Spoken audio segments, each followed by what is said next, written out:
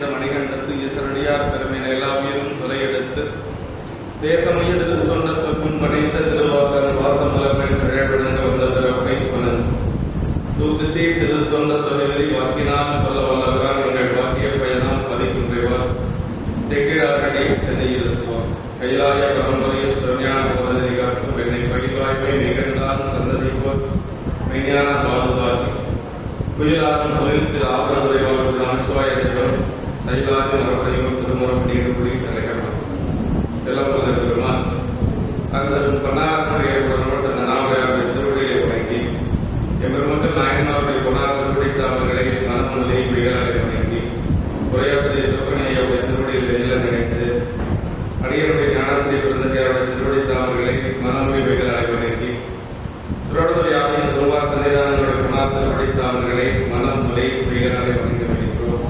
அன்பார்ந்த சிவனேஸ்வரர்களே, தமிழ்நாட்டில் ரெண்டு பாடம் பார்த்துருக்கோம். போன வகுப்புல ஆயிரம் என்று சொல்லக்கூடிய பகுதியில் மொத்தம் 10 பாடம். ஆயிரத்தில் என்னன்னா முக்கியமான முதலிய பொருட்கள் எல்லாம் பாயிரம் இருக்கு. ஆயிரம் செயல் அகன்றால் ஆயிரம் பாயிரம் அல்லது பணவு என்று சொல்றாங்க. எவ்வளவு செயல் இருந்தாலும் பாயிரம் ஒன்று இருக்கும். ஒரு நூல்னா அந்த நூலுக்கு பாயிரம் இருக்கும். அப்படி அமைய பெற்றதான் அந்த 10 பாட்டு. இந்த 10 பாட்டிலேயே நூலினுடைய பொருள் என்னன்னு தெரிஞ்சுக்கலாம். அந்த வகையில் சென்ற வகுப்புல இறைவனுடைய அதாவது சொரூப நிலை, தடத்த நிலை என்று சொல்லக்கூடிய அதெல்லாம் பார்த்தோம். உலகெல்லாம் உணர்ந்து போதற்கரியவன், நிலப்பு ஆவிய நிர்வலி வேதியன், அலைகள் சோதியன், அம்பலத்து ஆர்வம், மல சிலம்படி வாழ்த்தி வணங்குவான் என்று சொல்லி இறைவன் அடியெடுத்து கொடுத்ததுதான் உலகெல்லாம் என்று சொல்லி இறைவன் அடியெடுத்து கொடுத்த இடங்கள் 12 திருமுறைகளும் 3 இடம். ஒன்று சுந்தரமூர்த்தி சாமிகளுக்கு திரு வெண்ணைநல்லூரில் ஆட்கொண்ட பொழுது தன்னை பற்றி பாடுவதற்கு பித்தா அப்படின்னு சொல்லி அடியெடுத்து கொடுத்தார். சுந்தரமூர்த்தி சாமிகளுக்கு பித்தா என்று சொல்லி பித்தா தரை சூடி என்று சொல்லக்கூடிய திருப்பதி அது இறைவனை பற்றி பாடியது. அடுத்து திருவாரூர்ல தியாகேச பெருமான் அடியார்களை பற்றி பாட சொன்னார். சுந்தரமூர்த்தி சாமிகள் இடத்துல அந்த அடியார்களை எல்லாம் பாடும் அப்படின்னு சொல்லி சொன்னார். நீ அதை எப்படி சொன்னார்னா, தன்னை பற்றி பாட சொல்லுகின்ற பொழுது சொற்றமிழ் பாடுகின்றார் தோவரை பாடுவாயர், சும்மா சொற்றமிழால் பாடு அப்படின்னா. நான் அடியார்களை பற்றி பாட சொல்லுகின்ற பொழுது என்ன சொல்றாருன்னா, நீதியால் அவர்கள் நம்மை பணிந்தினை நிறைசொல் மாலை போதிலா வாய்மையாலே பாடலாம் நல்குவார்கள். இறைவன் தன்னை பற்றி பாட சொல்லுகின்ற பொழுது நமக்கும் அன்பின் பெருகிய சிறப்பிற்கு அர்ச்சனை பாட்டேயாகும் ஆதலாம் நம்மை நம்மை சொற்றமிழ் பாடுகின்றார் தோவரை பாடுவாய். இதை எங்க வெண்ணைநல்லூர் சொன்னது தன்னை பற்றி பாடுவதற்கு சும்மா சொற்றமிழால் பாடுகின்றார். நான் அடியாரை பற்றி பாட சொல்லுகின்ற பொழுது ஒரு மேல போறேன், சாமியே மேல போய் என்ன சொல்றாருன்னா, நீதியால் அவர்கள் தம்மை பணிந்து அப்படின்னு சொல்றாரு. நிறைசொல் மாலை, இது சொற்றமிழ் அங்க அடியாரை பற்றி பாடுறது நிறைசொல் மாலை போதிலா வாய்மையாலே பாட நன்னல் குரன் சொல்லுகின்ற பொழுது சுந்தரர் என்ன சொல்றாருன்னா, அந்த அடியாருடைய பெருமையெல்லாம் எனக்கு என்ன சாமி தெரியும், யாரினை அறிந்து என் சொல்லி பாடுகிறேன், பாடும் பரிசு நீங்க எனக்கு அருள வேண்டும் என்று சொல்லுகின்ற பொழுது இறைவன் அடியெடுத்து கொடுக்கிறார். திளைவால் அண்ணமணியாக்கும் அடியே என்று சொல்லி அடியெடுத்து கொடுக்கிறார். அடியார்களை சுந்தரர் பாடுறார். இது 2வது அடியெடுத்து கொடுத்த இடம் 12 திருமுறைகள்ல. முதல் அடியெடுத்து கொடுத்தது இறைவனை பற்றி பாடினார். எத்தாத்தரை சூடி பெருமானை அருளால எத்தான் மரபாதை நினைக்கின்றேன் வனத்துணை வைத்தாய் என்னை தென்பார்வனை நல்லூரத்துறையில் அத்தா உணர் பாலா இனி அல்லே கேரளம் இறைவனை பற்றி பாடினார். இங்க தில்லைவானந்தன படியாக்கும் அடியே திருநீலகண்டத்து புயவனாக்கடியே இல்லையே என்னால் இயல்பகிக்கும் அடியே திருத்தொடத்தொகை அடியார்களை பற்றி பாடினார். 3வது ஒரு இடத்துல அடியெடுத்து கொடுத்ததுதான் சிதம்பரத்துல தெய்வ சேக்கிழார் பெருமான அனபாய சக்கரவர்த்தி பாட சொல்றார். அடியாருடைய பெருமைகள் எல்லாம் எனக்கு தெரியாது, நீங்க பாடணும் அப்படின்னு சொல்லுகின்ற பொழுது இதே மாதிரிதான் சேக்கிழார் பெருமான் அடியாருடைய பெருமை பற்றி எனக்கு என்ன தெரியும், பெருமானே நீங்க தான் எனக்கு உள்ளிட்டு உணர்த்த வேண்டும் என்று சொல்லி இறைவனிடத்திலே அப்படி அடங்கி நிற்கின்ற பொழுது ஆயிரங்கால மண்டபத்தில் பெருமான் உலகலாம் என்று சொல்லி அடியெடுத்து கொடுத்தார். அதான் நூல், அது பேர் வெறிநூல். அப்ப இறைவன் தன்னை பற்றி பாடுவதற்கு ஒரு இடத்துல அடியெடுத்து கொடுத்தார், அடியார்களை பற்றி பாடுவதற்கு 2 இடத்துல அடியெடுத்து கொடுத்தார்.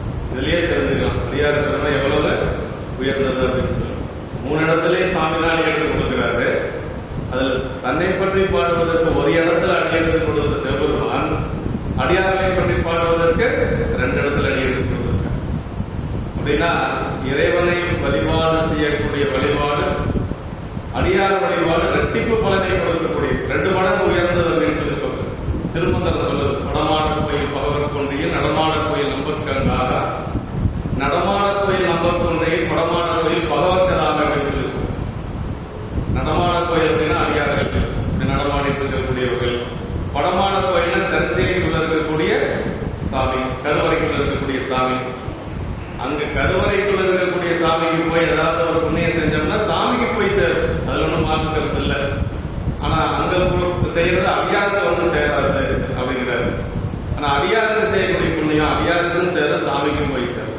அது எப்படிங்க அப்படின்னா அடியாருக்குள்ளதான் சாமி இருக்கிறார் இல்லைங்களா? ஒரு தோழன் தொண்டார்புலன் அப்படின்னு சொல்லி சொல்றோம். அப்ப அடியாருக்கு இருக்கக்கூடிய சாமி, அடியாருக்கு உண்ட உணவு சாமிக்கு போய் சேரும். அதனால அடியாருக்கு செஞ்சா அடியாருக்கு செஞ்ச மாதிரி ஆச்சு, சாமிக்கு செஞ்ச மாதிரி ஆச்சு. கிராமம் சொல்லுவோம் இல்லையா, ஒரே கல்லுல 2 மாங்காய் அப்படிங்கிற மாதிரி. அதனால அடியாருக்கு 2 பலன் உண்டு அப்படிங்கிறத இறைவனே நிரூபித்து காட்டுறாங்க. அந்த வகையில உலகம் வரும்போது பெரியவன் நம்ம சென்ற வகுப்புல எப்படி பாடுகிறது எல்லாம் நாங்கள் சிந்திச்சிட்டோம். அதுல அண்ணன் வந்து ஒரு சந்தேகம் கேட்டாங்க, அழகில் சோதியன் அப்படிங்கிறதுக்கு இன்னும் கொஞ்சம் விளக்கம் வேணும் அப்படின்னு சொல்லி சொன்னாரு. அதை ஆரம்பிச்சுட்டு அப்புறம் நம்ம 3வது வகுப்பு போயிடும். அழகில் சோதியன் அப்படின்னா பெருமாள் எப்படி அப்படின்னா, அதாவது உலகத்துல 3 சோதி பொருள் இருக்கு. ஒன்று சூரியன், இன்னொன்று சந்திரன், இன்னொன்று அக்னி இல்லைங்களா? இந்த 3 சோதி பொருள்களுக்குமே ஒளி கொடுக்கக்கூடியது யாருன்னா சிவபெருமான் தான். அதை நம்ம தெரிஞ்சுக்கணும். அது இல்லத விளக்கு அப்படிங்கிறது நம்முடைய வீட்டில் இருக்கக்கூடிய தீபம் தான். பல்லக விளக்கது பலரும் காண்பது. பல்லக விளக்கு அப்படிங்கிறது தான் சூரியன், சந்திரன், அக்னி என்று சொல்லக்கூடிய 3 ஒளிப்பொருள்கள். இந்த 3 ஒளிப்பொருள்களுக்குமே ஒளி கொடுத்து இருக்கக்கூடிய பொருள் என்னன்னா சிவபெருமான் தான். தற்பிரகாசம், சுயம் பிரகாசம் அப்படின்னு பேர் சாமி. தற்பிரகாசம்னா தானே ஒளிவிடுவது, பிற பொருள்களுக்கும் ஒளி கொடுப்பது. அதான் அழகில் சோதியன் என்று சொல்லி சேகர பெருமாள் நமக்கு ஒரே சொல்லால் சொல்லியிருக்கிறேன். அதனுடைய பொருள் இருந்தானுங்க. அதாவது பல்லக விளக்காக பலரும் காணும் ஞாயிறு முதலிய சுடர்களுக்கு தரும் இந்திரிய அந்தக்கரண ஆன்மபோதமாகி ஆன்ம விளக்கு மனதாய் இப்ப எல்லாவற்றையும் கடந்து தற்பிரகாசமாயும் பரப்பிரகாசமாய் நின்றால் அழகில் சோதியாய், எவற்றிற்கு மேலாக நின்றால் பரஞ்சோதியாய் என்று சொல்லி, தானே விளங்குதலால் சுயஞ்சோதியாய் என்று சொல்லி, இப்படி எல்லாம் கயப்பாக சதாசிவ செட்டியார் சொல்லி ஒரு பெரியவர், சிவகருணை ஐயாவுக்கே குருநாதர் அவர் தான். கயப்பாக சதாசிவ செட்டியார் என்ற பாடம் கேட்டுத்தான் சிவகருணை ஐயா இந்த பெரிய புராணத்துக்கு உரை எழுதினார். கயப்பாக்க சதாசிவ செட்டியார் பேரூர்ல வந்து நம்முடைய பேரூர் கல்லூரியில அங்கேயே தங்கியிருந்து 1 வருஷம் பாடம் நடத்தினார். அப்படி கயப்பாக்க சதாசிவ செட்டியார் பாடம் நடத்துற கூட அதுக்கு ஏடு படிக்கிறது யாருன்னா சிவகருணை ஐயா. அப்படிதான் அவருக்கு பெரிய புராணத்தில் ஆர்வம் வந்ததாக தன்னுடைய சுயசரியில் எழுதியிருக்கிறார். கயப்பாக்க சதாசிவ செட்டியாருடைய உரையை வைத்துக் கொண்டது அந்த இடத்துக்கு பொருள் சொல்லியிருக்கார் சிவகருணை. அந்த மாதிரி அவர் யாருக்கிட்ட படிச்சாரோ அந்த ஆசிரியரை சொல்லுவார். அதே மாதிரி ஆகாத சுந்தரம் பிள்ளை, மகாலிங்க ஐயர், இப்படி 2-3 பேர்த்த அடிக்கடி குறிப்பிட்டுட்டே வருவார். இது கயப்பாக்க சதாசிவ செட்டியாருடைய உரைங்க. சோதியா எனும் சோதியுள் சோதி என்று சொல்லி இறைவன் வந்து சோதி பொருள், அழகில் சோதியன் தானே ஒளிவிடக்கூடிய பொருள். அதே மாதிரி பிற ஒளிப்பொருள்களுக்கும் ஒளி கொடுக்கக்கூடியது. சூரியன் அப்படின்னா சூரியனுக்கு ஒளி கொடுக்கக்கூடியதாக சிவபெருமான் தான். சந்திரனுக்கு ஒளி கொடுக்கக்கூடியது சாமி தான். அக்னிக்கும் இறைவன் தான். அப்ப சுயம் சோதி, அப்புறம் அளவில் சோதி என்று சொல்லி இதனாலதான் வந்து இந்த இடத்துல வந்து சொல்றாருங்க. அம்பலத்து ஆடுவான் என்று சொல்லி அவருடைய திருமேனி இப்படி அம்பலமும் ஆடும் இயல்பும் பற்றி முதல் பாட்டிலேயே பெருமான் சொல்லியிருக்கிறார் என்று சொல்லி அழகில் சோதியன் என்று சொல்லி சொல்றது அதுதான்.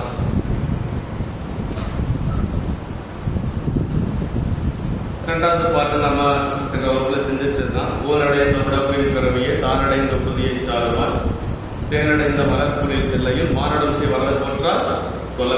என்ன சொல்றாருன்னா, நம்ம வாழ்க்கையில ஒரு முறை போய் சிதம்பரத்தில் இருக்கக்கூடிய பெருமான வழிபாடு செஞ்சுட்டு வந்துட்டோம்னு சொன்னா இந்த உடம்பு எடுத்தனுடைய பயன் முடிஞ்சது. அப்படின்னா மீண்டும் நம்ம இந்த உடம்பு எடுக்க தேவையில்லை. அதாவது சிதம்பரம் அப்படிங்கிறது தரிசிக்க முக்தி அப்படின்னு சொல்லுவாங்க. அதான் இந்த இடத்துல இந்த பாடல் சொல்றாருங்க. அதாவது தேனடைந்த மலர்பொழில் தில்லையில் மானன்சை வரது போன்றால் கடைசி 2 வரையும் முதல்ல எடுத்துக்கணும். இந்த தேன் சேர்ந்த மலர் நிறைந்த சோலைகள் சூழ்ந்த தில்லைப்பதியிலே பெருங்கூத்தை செய்கின்ற வரதனுடைய பொறுப்பாதங்களை வணங்க ஊன் பொருந்திய உடம்புடன் சேர்ந்த மானுடப் பிறவி எடுத்த உயிரை தான் கண்ட உறுதி பொருளை அடையும். அப்படின்னா மீண்டும் உடம்புக்கு தேவையில்லை, முக்திக்கு போயிடலாம் என்று சொல்லி பொருளுங்க. சிதம்பரம் தரிசிக்க முக்தி, காசி இறக்க முக்தி, திருவாரூர் பிறக்க முக்தி. சிதம்பரம் ரொம்ப ரொம்ப முக்தி ஸ்தலம். பொய்ப்பிறவி பிணியோட்டும் திருவீதி புரண்டு வளங்கொண்டு போந்தார் அப்படின்னு சொல்லி நாவுக்கரசு பெருமானுடைய புராணத்தில் சேக்கிழார் பெருமான் சொல்றாரு. அப்படின்னா பொய்ப்பிறவி பிணியோட்டும் திருவீதி. சிதம்பரத்தில் போய் இங்கே கோயிலுக்குள்ள போய் சாமி எட்டி பார்த்துட்டு சாமி விட்டு வந்த கூட தேவையில்லை, திருவீதியை வணங்கிட்டு வந்தாலே பிறவி போயிருக்கும் அப்படின்னு சேக்கிழார் பெருமான் சொல்றாரு. அதனால என்ன செஞ்சாருன்னா நாவுக்கரசு பெருமான் அந்த திருவீதியை கடந்து வருகின்ற பொழுது நடந்து வரல, உடம்பால் உருண்டு வந்தார் என்று சொல்லி பெரிய புராணத்தில் சொல்லப்பட்டது. அப்படிதான் குறிப்பு இருக்கு. அதனால சிதம்பரம் முக்தி ஸ்தலம் அப்படிங்கிறத ஒரு வலியுறுத்தி முதல் பாட்டிலேயே, அதாவது முதல் பாட்டு உலகலாம் அப்படிங்கிறது இறைவனடி எடுத்து கொடுத்தது. அது சாமி பாடினாரு சேக்கிழார் பெருமான். சேக்கிழார் பெருமானாக பாடிய முதல் பாட்டு ஊனடைந்த உடம்பின் பிறவிதான் இல்லைங்களா?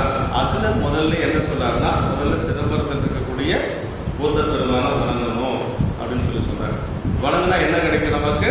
மீண்டும் பிறப்பு இல்லை அப்படின்னு சொல்லி சொல்றாரு. 3வது திருப்பாட்டு விநாயகர் பாடலாம் வரும். எப்பொழுதும் சாத்திரத்துல எல்லாம் விநாயகர் பாட்டு பாடித்தான் சாத்திரம் தொடங்கும் இல்லைங்களா? கல்லார் நிலமலை வில்லாதரளிய பொல்லாதனைவன் நல்லார் புனைவர் சிவஞான பாவம் அப்படின்னா, அதுக்கு சிவஞான மாவாடிய உரை என்ன எழுதுறாரு அப்படின்னா, ஆன்றோர் மாச்சாரம் காத்தல் பொருட்டும் விநாயகர் பெருமானை வணங்கினா ஒரு செயல் இடையூறு இல்லாம நடக்கும் அப்படிங்கிறதுக்காக விநாயகர் பாட்டு பாடி அதற்கு பிறகு நூல் செய்வது வழக்கம். திருமுறைகள் எல்லாம் அப்படி கிடையாது, சாத்திரங்கள் எல்லாம் அப்படிதான். திருமுறைகள் எல்லாம் அப்படி கிடையாது. திருமுறைகள் எல்லாம் இறைவனே உள்ளிருந்து உணர்ந்த பாடியது. இன்னும் ஒரு சில திருமுறைகள் இறைவனே அடியெடுத்து கொடுத்தது. இப்படி எல்லாம் அப்படி பெருமானே உள்ள கலந்து பாடியதுனால விநாயகர் பாட்டு பாடித்தான் பாடணுங்கிற விதி அங்க எடுபடல. அங்க அந்த மாதிரி எல்லாம் ஒரு விதி கிடையாது. அது சாமியே உள்ள இருந்து அவங்க உணர்த்துறாரு.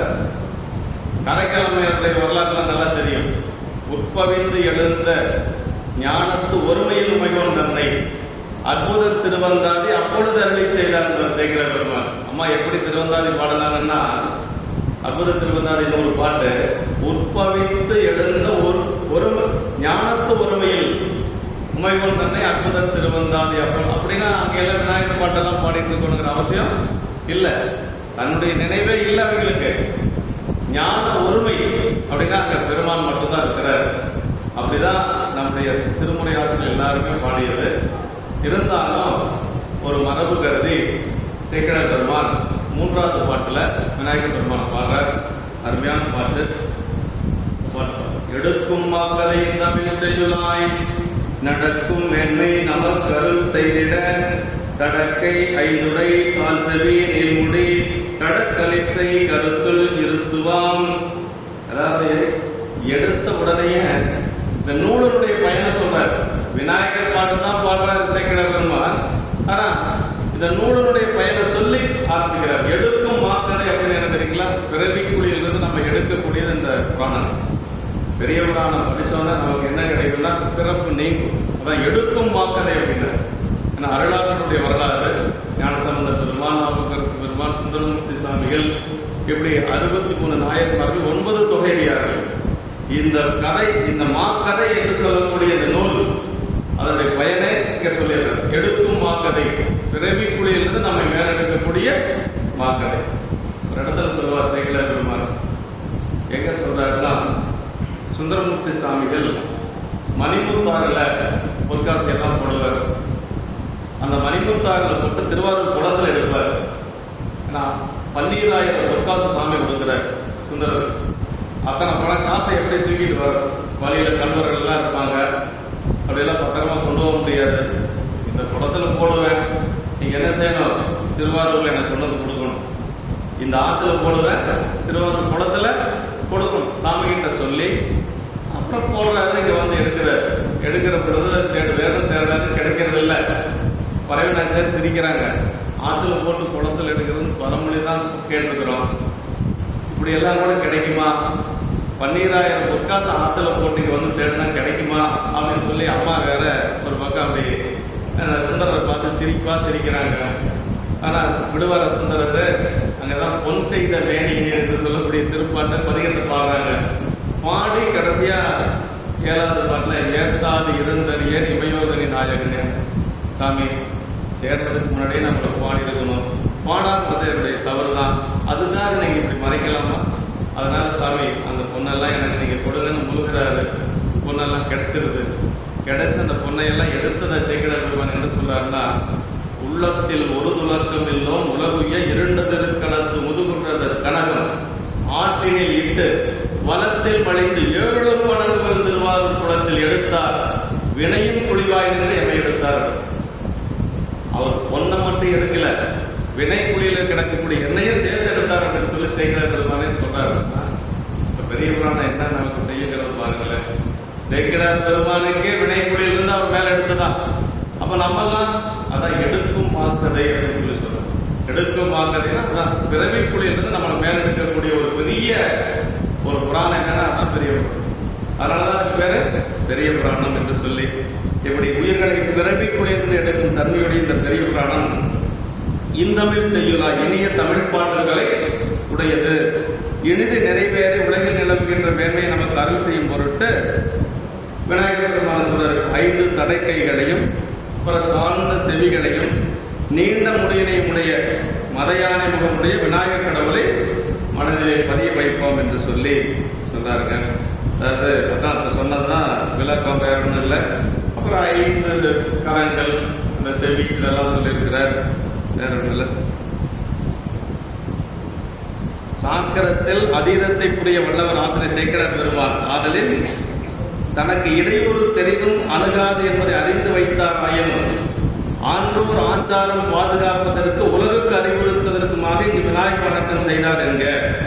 விநாயகர் பெருமான் நினைப்பவர்களுக்கு வரும் எல்லா இடையூறுகளையும் போக்கி அவர்கள் எடுத்த காரியங்களையும் இனிது முற்றுவிக்கும் தன்மையுடையவர். அது இறைவனது ஆணை. இது மகாபாடியத்துல சிவஞான முனிவர் சொல்லியிருக்கிறார் இந்த கருத்தை. அவங்களுக்கு ஞானியர்களுக்கெல்லாம் ஒன்றும் பெரிய இடையூறு வராது, இருந்தாலும் கூட ஒரு ஆச்சாரம் இருக்கு, ஆன்றோர் ஆச்சாரம், அதை காக்கும் பொருட்டாக விநாயகர் செயல் பாடியிருக்கிறார் என்று சொல்லி சொல்றார். அதனால இடையூறுகளை போக்குவதற்காக இந்தமிழ் செயல் அப்படின்னாரு. அதாவது இனிமை என்ற பெயரை அன்றி இனிய பொருளும் கொடுக்கக்கூடியது பெரிய புராணங்கள்.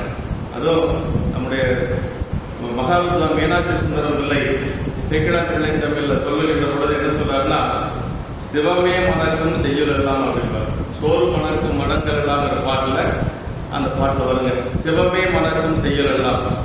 பெரிய புராணத்தை பொறுத்த வரைக்கும் இது முக்கியமான பாட்டு, இது முக்கியம் இல்லாத பாட்டு அப்படியெல்லாம் கிடையாது. எல்லா பாட்டும் முக்கியமான பாட்டு.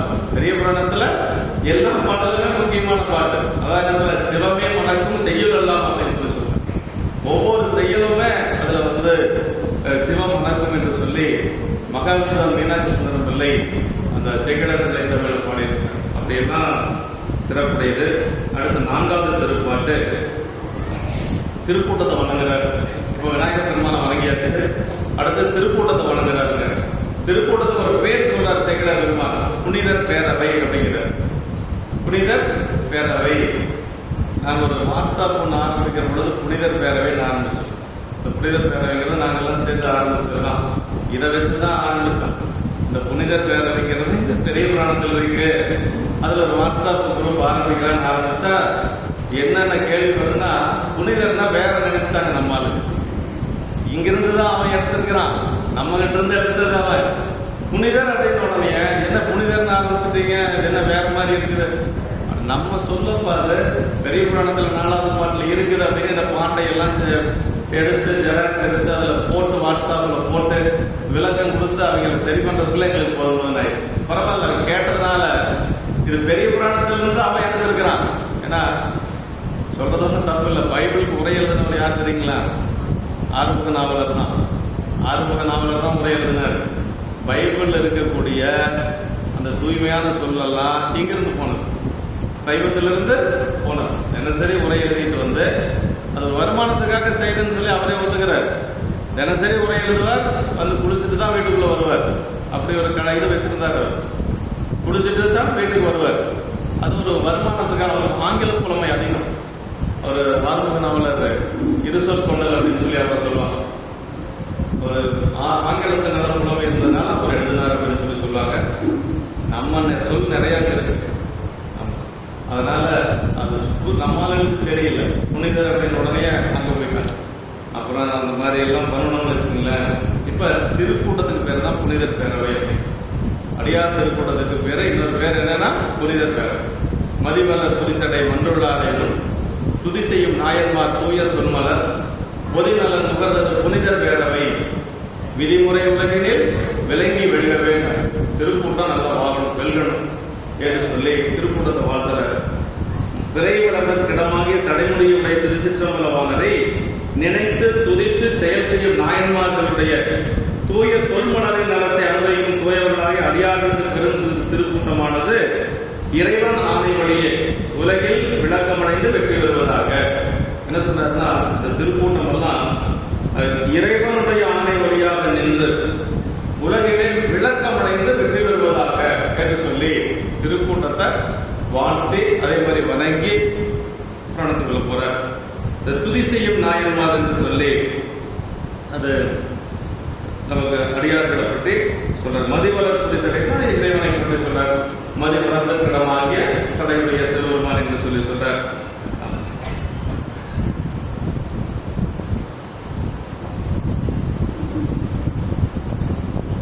துதி முன் துதி செய்யும் நினைக்கின்ற என்று சொல்லி சொல்றார். அடியவர்கள் தேவருக்கும் என எல்லோருக்கும் முன்னே சென்று நின்று துதிக்கும் உரிமையாளர்கள். அதாவது முன் துதி செய்யும் அப்படின்னா முன் துதி செய்யும் என்ன? அதாவது திருவாரூர்ல தேவர்கள் இருக்கிறாங்க, அடியார்கள் இருக்கிறாங்க. அப்படி தேவர்கள் அடியார்கள் இருந்தாலும் முதல்ல போய் யார் வழிபாடு செய்வாங்கன்னா அடியார்கள் தான் முதல்ல வழிபாடு செய்வாங்க. தேவர்கள் எல்லாம் அடியார்கள் வந்தாங்கன்னா ஒதுங்கி நின்றுக்குவாங்க. சேக்கிழார் பெருமான் சொல்ல என்ன சொல்றார் அப்படின்னா, தேவர் ஒதுங்க தொண்டர் விடையும் செல்வர் திருவாரூர் அப்படிங்கிறார். இப்போ அடியார்களுக்கு அவ்வளவு சிறப்பு. தேவர்கள் வழிபாட்டுக்கு வருவாங்க, ஆனால் அடியார்கள் வந்தாங்கன்னா தேவர்கள் ஒதுங்கி நிற்பாங்க. அண்டர்பிரான் தொண்டர்கடல் அமரர் பணியும் அணியாதவர் அப்படின்பார் சேக்கிழார் பெருமான். அண்டர்பிரான் தொண்டர்கடல், அண்டர்பிரான் தொண்டர் யார்? சிவபெருமானுடைய அடியார்கள். அவங்கள வணங்குறதுக்கு தேவர்கள் வருவாங்களாம் மேல இருந்து. இந்திரன் முதலாகிய தேவர்கள் எல்லாரும் வந்து தேவாசிரியர் மண்டபத்தில் காத்து கிடப்பாங்க. தேவாசிரியர் மண்டபம் அதுக்கு பெயர் வந்ததுக்கு என்ன காரணம்னா, சேக்கிழார் பெருமான் திருக்கூட்ட சிறப்புல சொல்றார். பூவார் திசைமுகன் இந்திரன் பூமிசை மாவால் அகடத்து மால் முதல் வானவர் ஓவாதை அவரும் நிறைந்து உறைந்துள்ளது தேவாசிரியர் திருக்காவணம்னு. அதுக்கு ஏன் தேவாசிரியர் பெயர் வந்ததுன்னா, அங்க இருக்கக்கூடிய சிவன் தனியார்களை வழிபாடு செய்வதற்கு தேவர்கள் எல்லாம் வந்து நிற்கிறாங்க. யாராவது சொல்றாரு பூவார் திசைமுகன் அப்படின்னா நான்முகன் பிரம்மா, இந்திரன், அப்புறம் மாவால் அகலத்து மால் திருமால், ஏனைய தேவர்கள் எல்லாரும் வந்து காத்து கிடப்பாங்க. யாரை வழிபாடு செய்யறதுக்கு அங்க இருக்கிற அடியார் வழிபாடு. அது அதனால அதுக்கு பேர் தேவாசிரியர் மண்டபம் அப்படின்னு சொல்லி பெயர் வந்தது. அதான் முன் துதி செய்யும் அப்படின்னு சொல்லி சொல்றாங்க. அடியார் நாயன்மார்னா தலைவர்கள் அர்த்தங்க. இதில் தான் சொல்ற நாயன்மார் அப்படின்னு சொல்லி. சிவபெருமானுக்கு நாயன்மார் பெயர் உண்டு. எங்க வருதுன்னா கணப்பநாயனார் குணத்தில் வருது. சால அழகுது நாயனீரே அமுது செய்த அருள் என்ற சாமிக்கு குணமூற்ற பொழுது சொல்றாரு. சாமிக்கு இறைச்சியை வச்சு ஊட்டுறாரு இல்லைங்களா, அப்படி சொல்றாரு. கொழுவிய தசைகள் எல்லாம் கோடினில் தெரிந்து போர்த்தங்கு அளவு பதத்தில் காட்சி பள்ளினில் அதுக்கி நாவில் பழகை நிமை பார்த்து படைத்த இறைச்சி சால அழகுது நாயனீரே அமுது செய்த அருள் என்றார் அப்படின்னு. நாயன்மார்களுக்கு என்ன பேரு? நாயன்மார்கள் தலைவர்கள் அர்த்தம். ஆமா, நம்ம எல்லாம் ஆட்கொள்ளக்கூடிய நம்மை வழிநடத்தக்கூடிய தலைவர்கள், நமக்கு வழிகாட்டிகள் அர்த்தங்க. சிவபெருமானுக்கு அதே மாதிரி ஒரு பெயர் உண்டு. இறைவனுக்கு என்ன பெருமையோ அதே பெருமை அவர் அடியார்களுக்கு உண்டுங்க. அதான் நாயன்மார் வழிபாடு. அதனால ரொம்ப முக்கியம் சொல்றது. நாயன் தலைவர்கள் அடியார்கள். சிவபெருமானது திருவடி சம்பந்தம் உடையவர்களே ஏனையவருக்கும் தலைவராவர் என்று உண்மைப்படி அடியவர்களே நாயன்மார் என்று சொல்றார். நாயனார் என்பது எல்லாருக்கும் தலைவராக சிவபெருமானை பெயர் என்று சொல்லி சொல்றாரு. புனிதர் அப்படின்னா உள்ளும் புறமும் தூய்மையானவர்கள் அப்படின்னு சொல்லி சொல்றாரு. புனிதர் பெயர் வைக்கிறது என்னன்னா, வெளியில எப்படி திருநீர் அப்படி பூசி இருக்கிறாங்களோ அது மாதிரி உள்ளும் புனிதர்கள், பூசும் நீர் போல் உள்ளும் புனிதர்கள். இதுல ஒரு திருக்கூட்ட சிறப்புல வருது, மாசு இல்லாத மனிதர்கள் மேனி மேல் பூசு நீர் போல் உள்ளும் புனிதர்கள், தேசினால் திசையும் விளக்கினார், பேச பொண்ணார், பெருமை பிறங்கினார் என்று சொல்லி திருக்கூட்ட சிறப்புல 10 பாட்டுல அது ஒரு பாட்டுங்க. புனிதர் அப்படின்னு சொல்லி சொல்றாரு. அகத்தூய்மை வாய்மை, புறந்தூய்மை நீராமையும் அகந்தூய்மை வாய்மையால் காணப்படும் என்று சொல்லி வள்ளுவ பெருமான் சொல்வது போல, நாயன்மார் தூய சொல்மலர் பொதுநலன் முகந்தர் என்று சொல்லி இப்படி எல்லாம் அடியார்களுடைய சிறப்பு சொல். பேரவைன்னா அடியார்கள் திறங்களை அனுபவிக்கும் பெரும் சபை, பெரிய திருக்கூட்டம். திருக்கூட்டத்துக்கு பேர் பேரவை அப்படின்னு சொல்லி பெயருங்க. விளங்கி வெல்கவே விளக்கமும் வெற்றியும் பொருந்துவதாக என்று சொல்லி அப்படி விளங்கி வெல்கவே என்று சொல்லி சொல்றார். அடுத்த திருப்பாட்டு என்ன சொல்றாரு அப்படின்னா, அடியாருடைய பெருமைகளை நான் சொல்ல போறேன். ஆனா அடியாருடைய பெருமைகளை அவ்வளவு அளவுபடுத்தி சொல்ல முடியாது, எனக்கு தெரியும். ஆனாலும் நான் சொல்ல போறேன். ஏன் அப்படின்னா, சொல்லணுங்கிற ஆசை என்ன துரத்துது, அதனால நான் சொல்றேன் அப்படின்னு சொல்லி சொல்றாரு. அதான் பாட்டு, 5வது பாட்டு. அளவில்லாத பெருமையனாகிய அளவில்லா அடியார் புகழ் கூறுகேன், அளவு கூட உரைப்பரிதாயினும் அளவில் ஆசை துறக்க அறைகுவேன் பாட்டு சொல்றாரு. அளவில்லாத பெருமையனாகிய அளவில்லா அடியார் புகழ் கூறுகேன் அப்படின்னா, அடியாருடைய பெருமை அப்படிங்கிறது என்ன அப்படின்னா, அளவற்ற பெருமைகளை உடையாகிய அளவில்லாத அடியார்கள் புகழை எவ்வாறு எடுத்து சொல்ல வரல, அவர்களுடைய பெருமைகள் என்னால் சொல்ல முடியாது. ஆனா அவற்றை அளவு ஒருபடி சொல்லுதல் அரிது, இருந்தாலும் சொல்லக்கூடாதுன்னு தான் நான் நினைக்கிறேன். என்னுடைய அந்த என்ன சொல்றாரு, என்னுடைய மாட்டாமை அறிந்து தடுத்தே நாயும் தடுக்க ஒண்ணாதபடி அளவற்ற ஆசை என்னை சொல்லும்படியாக என்னை துரத்துகிறது, அதனால நான் சொல்றேன் அப்படின்னு சொல்லி சொல்றேன். இப்ப அடியாருடைய பெருமைகள் ஒரு அளவு படைத்து சொல்ல முடியாது எனக்கு தெரியும். எனக்கு சொல்லக்கூடிய ஆற்றல் இல்லைங்கிறது எனக்கு தெரியும். ஆனா சொல்லணுங்கிற ஆசை என்னை துரத்துகிறது, அதனால அந்த பெருமைகளை சொல்லணும்னு நான் நினைக்கிறேன் அப்படின்னு சொல்லி இந்த 5வது பாட்டில் சொல்றாரு. அப்ப அடியாருடைய பெருமை என்று சொல்லுவது அளவில்லாதது என்று சொல்லி சொல்றாரு. அதுக்கு அடுத்த பாட்டில் சொல்றாரு பாருங்க, என்ன சொல்றாருன்னா, ஒரு ஓமை சொல்றாருங்க. ஒரு பெரிய பாற்கடல், அந்த பாற்கடலை ஒரு நாய் பார்த்துச்சான். அந்த நாய் என்ன நினைச்சுதான், இந்த பாற்கடலை ஊற்று காண்கிற வரைக்கும் நக்கி குளிக்கணும்னு நினைச்சுதான். அது நடக்குமா? அது மாதிரி அடியாருடைய பெருமை என்று சொல்லுவது ஒரு பாற்கடலை போல விரிந்தது. சொல்லக்கூடிய நாய் எப்படி இருக்குன்னா, அந்த சுரங்கனை ஒத்தவன், சுரங்கன்னா நாய், அந்த நாயை ஒத்த என்னுடைய நிலை என்று சொல்லி சொல்றேன். அப்போ அடியாருடைய பெருமையில சொல்றதுக்கு என்னால் முடியாது. அவை அடக்கம் அப்படின்னு பேரு. அவை அடக்கம் அப்படின்னா தன்னை தாழ்த்தி அந்த பொருளை உயர்த்தி பேசுவது. தன்னை உயர்த்தி பொருளை சாதாரணமாக பேசினா அவை அடங்காது, நம்ம தான் அதில் அடங்கி இருக்கணும். இப்போ அவை அடக்கம் அப்படிங்கிறது சேகராக நம்ம கற்றுக்கணும். அதான் அந்த இடத்துல சொல்றாரு, தெரிவரும் பெருமை திருத்தொண்டர்தம் ஒருவரும் சீர் புகழலுற்றேன் பெருகுதன்கடல் ஊற்றும் பெருநசை ஒரு சுனங்கனை ஒக்கும் தகமையே. அதாவது அமிர்தமாகிய அந்த பாற்கடலை ஊற்றுக்கான உண்ண வேண்டும் என்கின்ற பேராசை கொண்டதொரு நாயினை போல்கின்ற தன்மையுடைய ஞான் அந்த அரிதற்கரிய பெருமை வாய்ந்த திருத்தொண்டர்களுடைய ஒப்பற்ற சீர்களை எடுத்து சொல்ல முற்படுகின்றேன் அப்படின்னா, என்னுடைய நிலை எப்படி இருக்குது, அந்த பாற்கடலை எல்லாம் அப்படி நக்கி குடிக்கணும்னு ஒரு நாயினுடைய நிலைமை போல் என்னுடைய நிலை இருக்கிறது என்று சொல்லி, ஒரு சுனங்கனை ஒக்கும் தகமையே அப்படின்னு சொல்லி, நாயை ஒக்கும் தன்மையுடையன் என்று சொல்லி சொல்றாருங்க. அவன் இப்படி அடியாருடைய பெருமைகளை சொல்றாரு.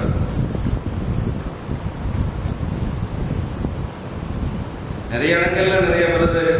அறிவரும் பெருமை அன்பர் அமுது செய்தற்கு இது உதாரணத்துக்கு நிறைய மேற்கோள் போனோம்னா நேரம் இருந்தாதுங்கிறதுனால ஒரு சிலது மட்டும் ஒன்னா சொல்லிடுறாங்க. நாவுக்கரசு பெருமான் நாளைக்கு குரு பூஜை, அது ஒண்ணு மட்டும் அப்போதை நாயனார் போய் வேண்டியது நாவுக்கரசு பெருமான் போறாரு இல்லைங்களா, வரலாறு எல்லாத்துக்கும் தெரியும் இல்லைங்களா.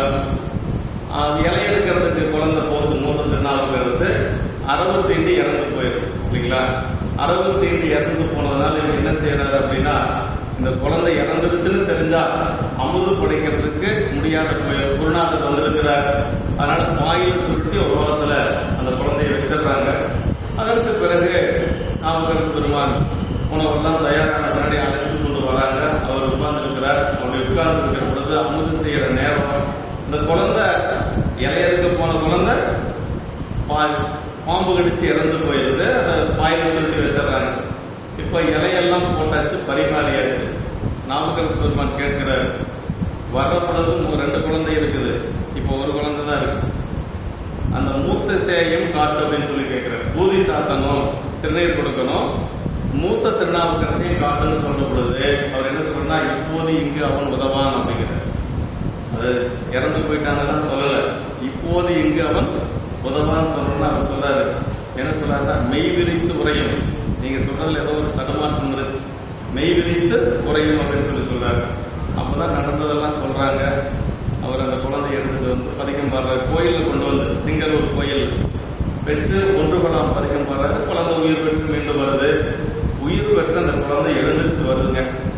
இறந்து போன குழந்தை எந்திரிச்சு வந்தா எவ்வளவு மகிழ்ச்சி இருக்கும். அந்த அப்பா அம்மா 2 பேரும் வருத்தப்பட்டாங்க. சேக்கிழார் பெருமான் சொல்றாரு, ஏன் வருத்தப்பட்டாங்க அப்படின்னா, நம்முடைய குருநாதருக்கு அமுது செய்யறதுக்கு இந்த குழந்தையினாலதான காலதாமதம் ஆயிருச்சுன்னு சொல்லி வருத்தப்பட்டாங்க. சேக்கிழார் பெருமான் சொல்றாரு, என்ன சொல்றாருன்னா,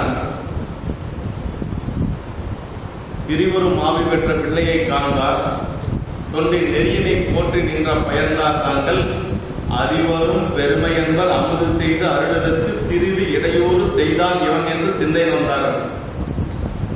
சிந்தை அவருக்கெல்லாம் முதல்ல கேட்கிற நம்மளுக்கு வந்து இல்லைங்களா? அப்படின்னா அந்த அடியார் தொண்டுல, குருநாதர் தொண்டுல எவ்வளவு குறைப்பு வச்சிருக்கிறாங்க நம்ம சிந்திச்சு பார்க்கணும். அதான் அவங்க உலகிலை கடந்தவர்கள் அப்படின்னு சொல்லி, நம்மெல்லாம் இல்லை இல்லையே. அது அந்த இடத்துல அறிவரும் பெருமை என்பர் அமுது செய்து அருளுதற்கு சிறிது இடையூறு செய்தான் அவன் என்று இவன் என்று சிந்தை வந்தார் என்று சொல்லி அந்த இடத்துல சொல்வார். இந்த அடியாருடைய பெருமை அப்படிங்கிறது அவ்வளவு பெருசு. அதை விரிச்சு சொல்றதுக்கு எனக்கு தகுதி இல்லை அப்படின்னு சொல்லி சேக்கிழார் பெருமானே சொல்றாருன்னா யாரு தான் சொல்றது?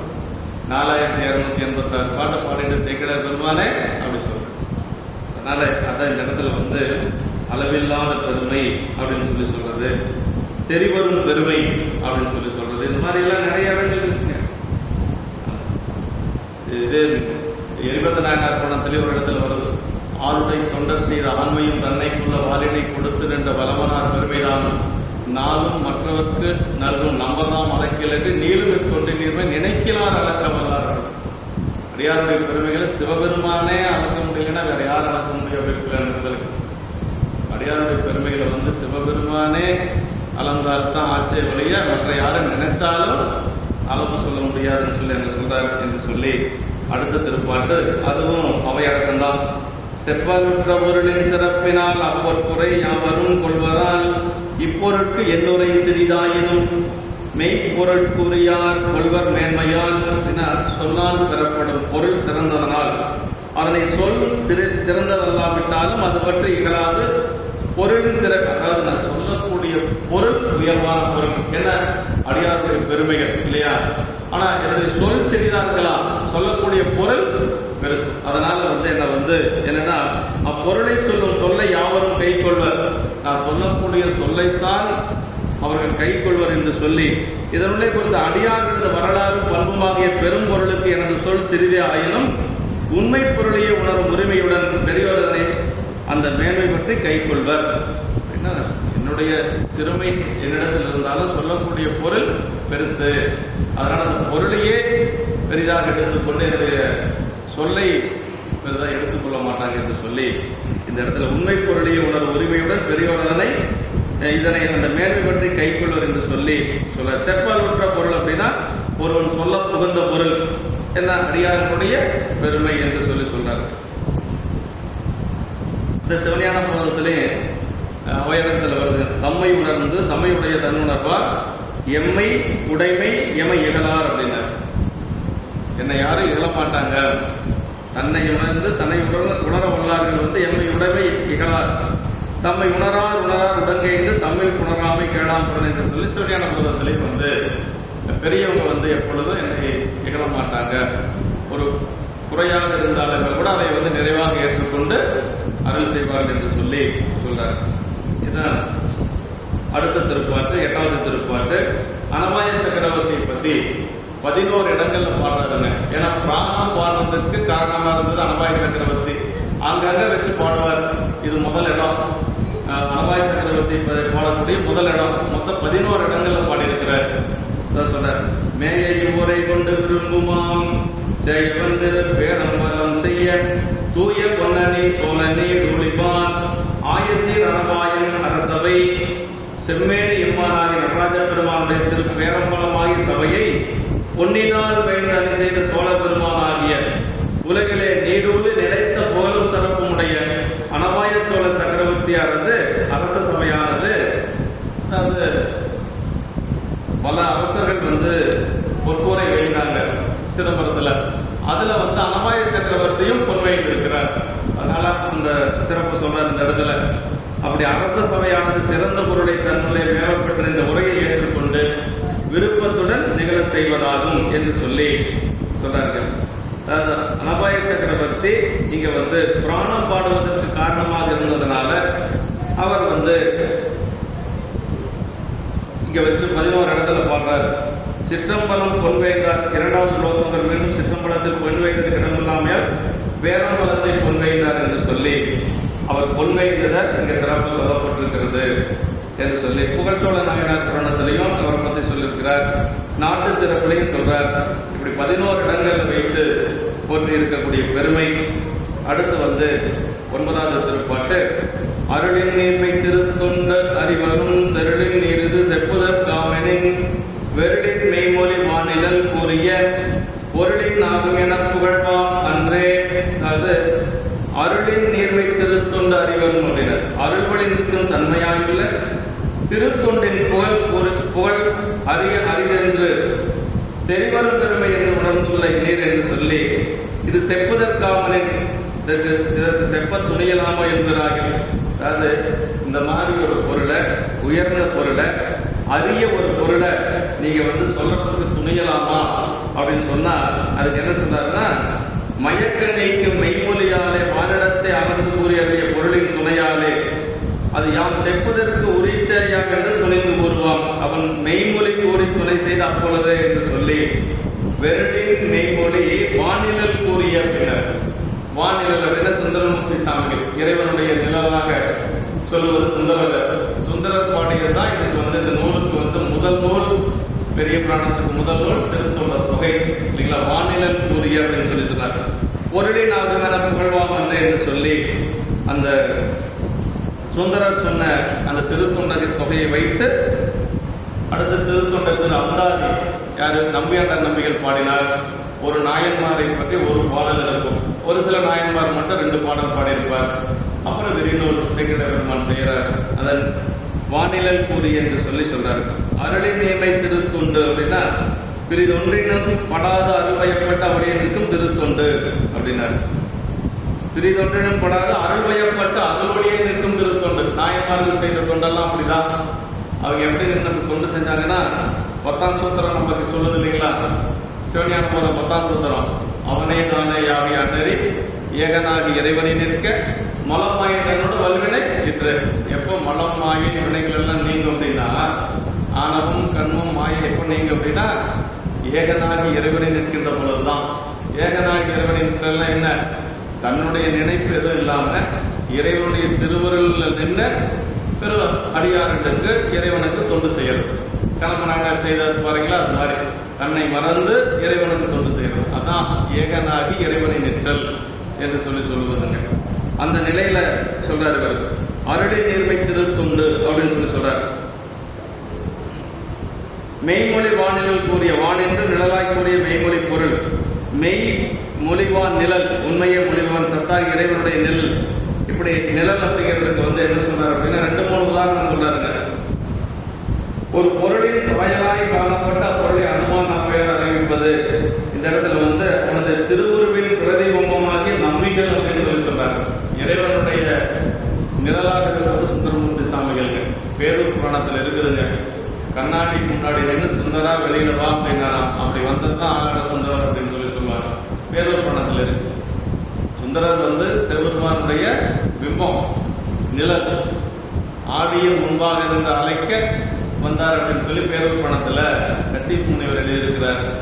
அதனால நிழல் அப்படிங்கிற இந்த இடத்துல நம்பிக்கையில சொல்றார். அருளிய பொருள் அப்படிங்கிறது திருத்தொண்ட தொகையின் துணையாளே என்று சொல்றாருங்க. போட்டிருக்கு பல்லு படலத்தில் சொல்லியிருக்காரு. கைலை நாயகன் காமரு தன்னொரு பயிலும் மாடியில் பார்த்தங்கு அழைத்தலும் வெயில் செய் வெங்கதிர் கோடி விராயன செயலில்லாதவை தேசோடும் தோன்றினான்.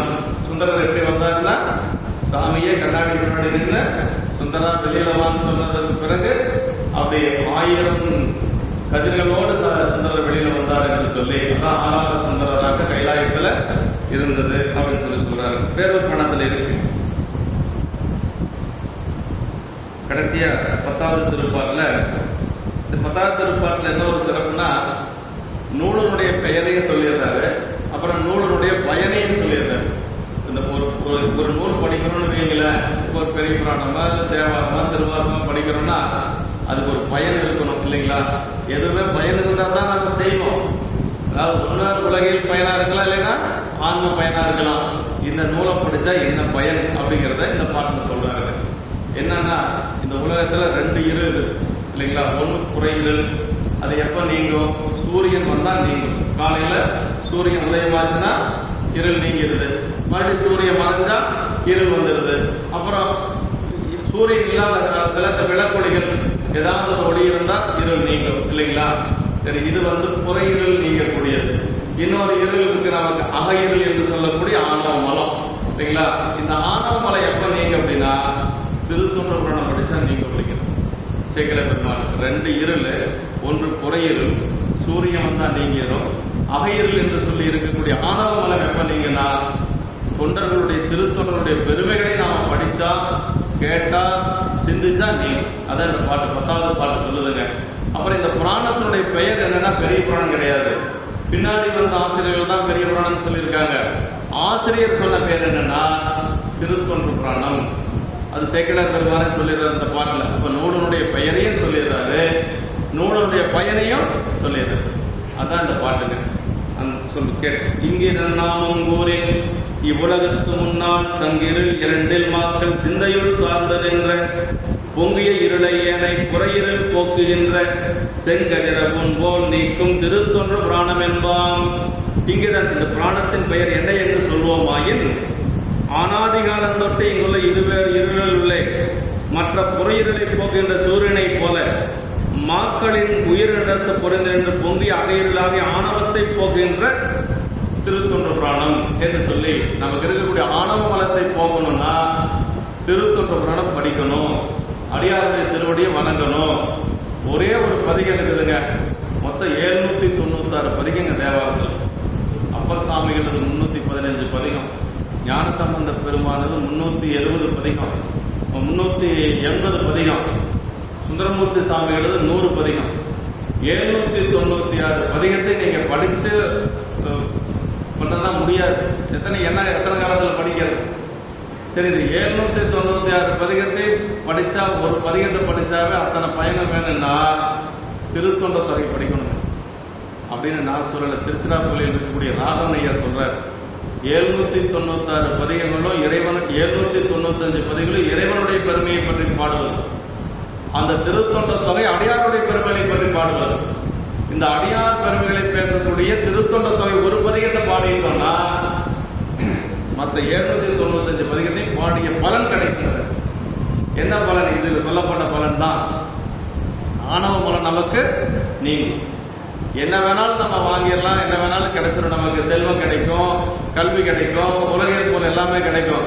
ஆனா ஆணவ மலம் நீங்கணும்னா இறைவனுடைய திருவடியை வணங்கணும், 2வது அடியாருடைய திருவடியை வணங்கணும். அதுலேயே வாசனா மலம் நீங்கணும்னா அடியார் திருவடியை மட்டும்தான் வணங்கணுங்க. வாசனா மலம்னு ஒன்று இருக்கு. பெருங்காயம் தீர்ந்தாலும் பெருங்காய டப்பால் இருக்கக்கூடிய வாசனை தீராது. நமக்கு மலமே நீங்கினாலும் கூட அப்பப்போ அது போகும். அந்த எப்படி அந்த பெருங்காய டப்பால் இருக்கிற வாசனை வருது, அது மாதிரி அது நீங்கிறதுக்கு ஒரே வழி திருக்கூட்டம் தான். அது பெரிய புராணத்தில் சொல்லப்பட்டிருக்கு, நானெல்லாம் எதுவும் சொல்லலை. கடைசியாக திருவடி அடைகின்ற பொழுது சேரமான் பெருமாள் நாயனார் சாமிகிட்ட சொல்றாரு, மருவு பாசத்தை அகன்றிட வந்தொண்டர் கூட்டம் வைத்தன என்ன அப்படின்னார். மருவு பாசத்தை அகன்றிட யாருக்கிட்ட? சிவபெருமான் கிட்ட சேரமான் பெருமாள் நாயனார் சொன்னது. இந்த மருவு பாசங்கிறதுக்கு சிவபெருமானுடைய உரை என்ன சொல்றாருன்னா, மல வாசனை, வாசனா மலம் அப்படின்னு சொல்லி எழுதுறாரு. இப்போ வாசனா மலம் நீங்கணும்னா என்ன செய்யணும்? பெரிய புராணம் படிக்கணும், தொண்டர்களோடு இருக்கணும், அடியார் பெருமக்களை வணங்கணும், இதுதான் ஒரே வழி அப்படின்னு கடைசிய வெள்ளானை சருக்கத்தில் சொல்லப்பட்டிருக்கு. சிவபெருமான் கிட்டேயே சொல்றார் சேரமான் பெருமான் நாயனார். அலையாமை வந்ததன் நோக்கம் என்ன அப்படின்னு கேட்டார். நான் சுந்தரருக்கு மட்டும்தானே அழைப்பு கொடுத்து, நீ எப்படி வந்த அப்படின்னு சொல்லி கேட்கிற பொழுது அவர் என்ன சொல்றாருன்னா, புரசை யானை முன் சேவித்து வர பெற்றனன், சுந்தரர் கடல் பற்றி வந்தேன் அப்படின்னார். சுந்தரருடைய திருவடி பற்றி நான் வந்துட்டேன், நீங்க கூப்பிட்டேன்னு கூப்பிடாத போன அதை பத்தி எல்லாம் எனக்கு ஒன்றும் தெரியாது, நீங்க வருவேன்னு எனக்கு தெரியாது. சாமி கிட்ட பேசுற பேச்சுக்கிறதா, நானும் நீங்களும் பேசுறது இல்லை. சாமி கிட்ட சொல்றாரு, புரசை யானை முன் சேவித்து வர பெற்றனன் அப்படின்னாரு. அப்பதான் சாமி கிட்ட சொல்றாரு, மருவு பாசத்தை அகன்றிட வந்தொண்டர் கூட்டம் வைத்தன என்ன அப்படின்னாரு. சரி, வேற என்ன வேணும் உனக்கு அப்படின்னு சாமி கேட்டாரு. திருவிழாப்புறம் பாடினேன், அன்பால் திருவிழாப்புறம் பாடினேன், திருச்செவி சாற்றியருள பெற வேண்டும் அப்படின்னாரு. உங்களை பாடியிருக்கிறேன் கைலாயத்தில், உங்களை பாட போறேன், திருவிழாப்புறம் கைலாய ஞானமுலா பாட போறேன், நீங்க கேட்கணும் அப்படின்னாரு. அவரும் சொல்லுகை என்றார், அவரும் கேட்பித்தார் அப்படின்னாரு சேகர பெருமான். அவர் சாமி சொல்லுன்னு சொன்னாரா, இவர் கைலாயத்திலேயே ஞானமுலா பாடினார் சேரமான் பெருமான். அப்போ அடியார்களுடைய திருச்சரிதம், அடியாருடைய பெருமைகள் நமக்கு என்ன செய்யும்? ஆணவ மலத்தை நீக்கும் அப்படின்னு சொல்லி சொல்றோம். அதான் 2 இருள்ல ஒரு இருள் சூரியன் வந்தா நீங்கும், இன்னொரு இருள் பெரிய புராணம் படிச்சா நீங்கும். அதுதான் திருத்தொண்ட புராணம் என்று சொல்லி சேக்கிழார் பெருமான் நமக்கு 10வது பாட்டில் சொல்லாருங்க. அதாவது இந்த ஆணவ மலத்தை பத்தி என்ன சொல்றாருன்னா, திருவருட்பயன்ல உமாவதி சிவாஜி அருமையா சொல்லாருங்க. ஒரு பொருளும் காட்டாது இருள் உருவம் காட்டும், இருபொருளும் காட்டாது இது திருவருட்பயன்ல இருள் மலர்ல சொல்றாரு. ஒரு பொருளும் காட்டாது உருவம் காட்டும். இப்ப இருட்டு அப்படிங்கிறது பொருளை காட்டாது, ஆனா இருட்டா இருக்குதுங்கிறது தெரியும் நமக்கு இல்லையா? அந்த இடத்துல ரொம்ப இருட்டா இருக்குதுப்பா அப்படின்னு தெரியும். பொருளை மறைச்சிருக்கும், ஆனா இருட்டு இருக்கிறது நமக்கு தெரியும், இருட்டா இருக்குது அப்படிங்கிறது தெரியும். ஆனா ஆணவபுரம் இருக்குது பாருங்க, அது தன்னையும் காட்டாது, அதே மாதிரி பொருளையும் காட்ட விடாது. அதுதான் ஆணவ மலத்தினுடைய ஒரு சிறப்பு. அதான் அந்த திருவருட்பயனில் இருபொருளும் காட்டாது இது அப்படின்னு சொல்லி திருவருட்பயனில் சொல்றாரு. அப்படிப்பட்ட இருபொருளும் காட்டாத ஆணவ மலத்தை கூட நீக்குவதற்கு ஒரு வழி இருக்குது அப்படின்னா திருத்தொண்ட புராணம் என்று சொல்லி நமக்கு, அதனாலதான் பெரிய புராணம் சொல்லியிருக்காங்க. எந்த அளவுக்கு நம்ம சொல்லுவோம், எந்த அளவுக்கு நீங்க கேட்பீங்க அப்படிங்கிறது இறைவனுடைய திருவருள் தான் இல்லைங்களா? அதனால பெரிய புராணம் கண்டிப்பா நம்ம படிக்கணும். எப்படி படிக்கணும்னா, கதை படிக்கக்கூடாது. கதை எல்லாத்துக்கும் தெரியும். என்ன உட்கார வச்சு நீங்க கதை சொல்லிட்டு போயிருவீங்க, இதுக்காக இல்லை. சிவப்பணிய உரையில் என்ன சொல்லியிருக்கிறாங்க, அதுல இருக்கக்கூடிய நுட்பங்கள் என்ன அப்படிங்கிறது நாம கொஞ்சம் சிந்திச்சு பார்க்கணும். 20 வருஷம் ஒரு உரை எழுதியிருக்கார் ஒரு ஆசிரியர், 22 ஆண்டுகள் அவர் இதுக்காகவே வாழ்க்கை அர்ப்பணிச்சிருக்கிறார் சிவப்பணியை. ஒவ்வொரு சொல்லுக்கும் ஒரு பொருள் எடுத்து அதை எப்படி சொல்லணுமோ அப்படி சொல்லி நமக்கு புரிகிற மாதிரி சொல்லி, அதுக்கு மேற்கோள் எல்லாம் பல இலக்கியங்கள் இருந்து, சங்க இலக்கியங்கள் இருந்தெல்லாம் எடுத்து பிழிஞ்சு கொடுத்துருக்காரு. பெரிய புராணத்துக்கு சிவப்பணிய உரை நீங்க படிச்சீங்கன்னா சங்க இலக்கியங்கள் அத்தனையும் படிச்ச மாதிரி வேற எங்கேயும் போய் நீங்க தேடணுங்கிற அவசியம் இல்லை. எல்லா இலக்கியத்திலையும் இதுல மேற்கோள் வந்துடும். ஒவ்வொரு பாட்டுக்கு திருக்குறள் இருந்து வரும், நன்னூல் இருந்து வரும், தொல்காப்பியத்தில் இருந்து வரும். இப்படி எல்லா இலக்கியம் எல்லாம் படிச்சவர் அவர் யாரு? சிவப்பணி ஐயா.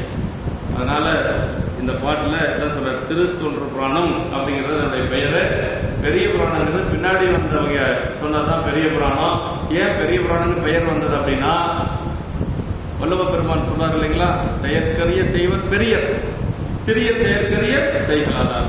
அதாவது பெரியவங்க நம்மால செய்ய முடியாத செயலை ரொம்ப இலகுவாக செய்யக்கூடியவர்கள் பெரியவர்கள். என்ன நம்ம செய்ய முடியாத செயல்? நம்ம பெற்ற பிள்ளைய, 5 வயது பிள்ளைய தாய் பிடிக்க தந்தை அறிய முடியுமா அப்படின்னா முடியாது. எந்த ஒரு உலகையில் இருக்கக்கூடியவர்களும் செய்ய முடியாது. சிறுத்தொண்ட நாயனாரும் திருவெண்காட்டு நாகை செஞ்சாங்களா இல்லையா? அப்புறம் கட்டின மனைவிய வந்த அடியார் கேட்டாரு போக சொல்ல முடியுமா? யாராலையும் முடியாது. உலக நியதியும் அல்ல. அதனாலதான் அவருக்கு பேர் உலகியல் பகையார் அப்படின்னாரு. உலகியல் லோகத்திலிருந்து பெரிய புராணத்தை பார்க்க கூடாது. நம்ம இப்படி செய்யலாமா அப்படி செய்யலாமான்னு விமர்சனம் பண்ணக்கூடாது. நம்மளுடைய நிலை வேறு, அவங்களுடைய நிலை வேறு, அவர்கள் என்ற நிலை வேறு. அதனால உலகியல் பகையான் அப்படின்னு சொன்னார். அந்த புராணத்திலேயே சொல்லியிருக்காரு. நல்லா ஆழமா படிச்சாதான் தெரியும். அதை சிறுத்தொண்ட நாயனாரை பற்றி சொல்லுகின்ற பொழுது உலகியலை வென்ற தாதையார் அப்படின்னு இருக்கார் சேக்கிழார் பெருமாள். உலகியலை வென்ற தாதையார், நம்மளால முடியாது. அதே மாதிரி விதைச்சனல்ல எடுத்து பூமி எல்லாம் போக்கி வந்தடியாருக்கு இரவு 12 மணிக்கு மேல சாப்பாடு செய்ய முடியுமா? இருக்கிற அரிசியை போட்டு ஆக்கிறதே கஷ்டம். நம்மளுக்கு கொஞ்சம் முன்னாடியே வந்திருந்தா சேர்த்து கொஞ்சம் வச்சிருப்போம். ஒரு 2 டம்ளர் சேர்த்து போட்டிருக்கலாம் சாமி, நீங்க சொல்லாத விட்டீங்களேன்னு நம்ம சொல்லுவோம் இல்லைங்களா? எல்லா வீட்லயும் இருக்கிறத நான் சொல்றேன் நான்.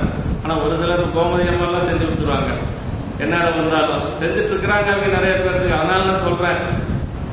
ஆனா அவங்க என்ன செஞ்சாங்க? விதைச்ச நெல்லை எடுத்துட்டு வந்து சேத்தையெல்லாம் அலம்பி விறகில்ல, வீட்டுல விறகில்லைன்னு சொல்லி தாழ்வாரத்தை வெட்டி விறகா வச்சு, அப்புறம் என்ன செய்யறது, பொரியலுக்கு குழம்புக்கு ஒன்றும் இல்லை. அப்ப என்ன செஞ்சாங்க? கொல்லைப்புறத்தில் இருக்கக்கூடிய முளைக்கீரையெல்லாம் பறித்து கொண்டு வந்து அதையும் குழம்பாகவும் பொரியலாகவும் எல்லாம் செஞ்சா 3, 5, 6 சுவையோடு செஞ்சாங்க. 4 வகையான உணவு செஞ்சாங்க. இதையெல்லாம் செஞ்சிருக்கிறாங்கன்னா அப்போ நம்மள அவங்களும் ஒன்றா? அப்படியெல்லாம் கிடையாது. எந்த காரணத்திலையும் நம்மள அவங்களும் ஒன்றே கிடையாதுங்க. அவங்க திருவடியை தான் நம்ம வணங்கிக்கணுமோ வழியா, இவர் நாயன்மார்ல ஞானசம்பந்தர் மாதிரி, இவர் அப்பர் சாமி மாதிரின்னு யாரையும் சொல்லக்கூடாது. வாரியார் சாமிகளை 64வது நாயன்மார்னு சொல்லி ஒரு பண்ணாங்க. சேலத்தில் செஞ்சாங்களாம். பத்திரிக்கையெல்லாம் அடிச்சு நூலெல்லாம் போட்டு 64வது நாயன்மார் அப்படின்னு சொல்லி ஒரு விழாவெல்லாம் பண்ணிட்டாங்க. அந்த விழாவுக்கு அவரே அழைச்சிருக்கிறாங்க.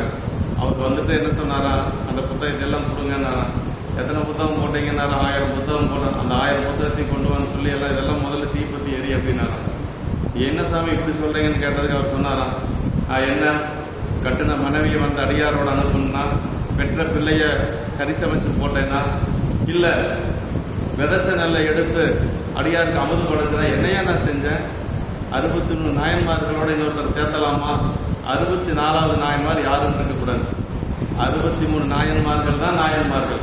அதனால அவங்க தொண்டு நம்ம நினைச்சு கூட பார்க்க முடியாது. அதனால எனக்கு 64வது நாயன்மார் பட்டமெல்லாம் எதுவும் வேண்டாம், இனிமேல் இந்த மாதிரி வேலையெல்லாம் விட்டுருங்க அப்படின்னு அவரே சொல்லியிருக்கு. இன்னைக்கு நம்மெல்லாம் வந்து சாதாரணமாக இருக்கக்கூடிய 64 நாயன்மார்னா நம்மளும் அப்படியே சந்தோஷமா உட்காந்துருக்கோம். பரவாயில்ல, நம்மளுக்கு தலைவர்கள்லாம் சொல்றதுக்கு இந்த உலகத்தில் யாருமே இல்லை, நீங்க நல்லா இருக்கணும்ப்பா, நீ 1000 வருஷம் நல்லா இருக்கணும்னு நம்ம வாழ்த்துவோம். அப்படியெல்லாம் செய்யலை. அப்படின்னா நாயன்மார்களோட நம்மளை ஒப்பிட்டு பார்க்கவே கூடாது.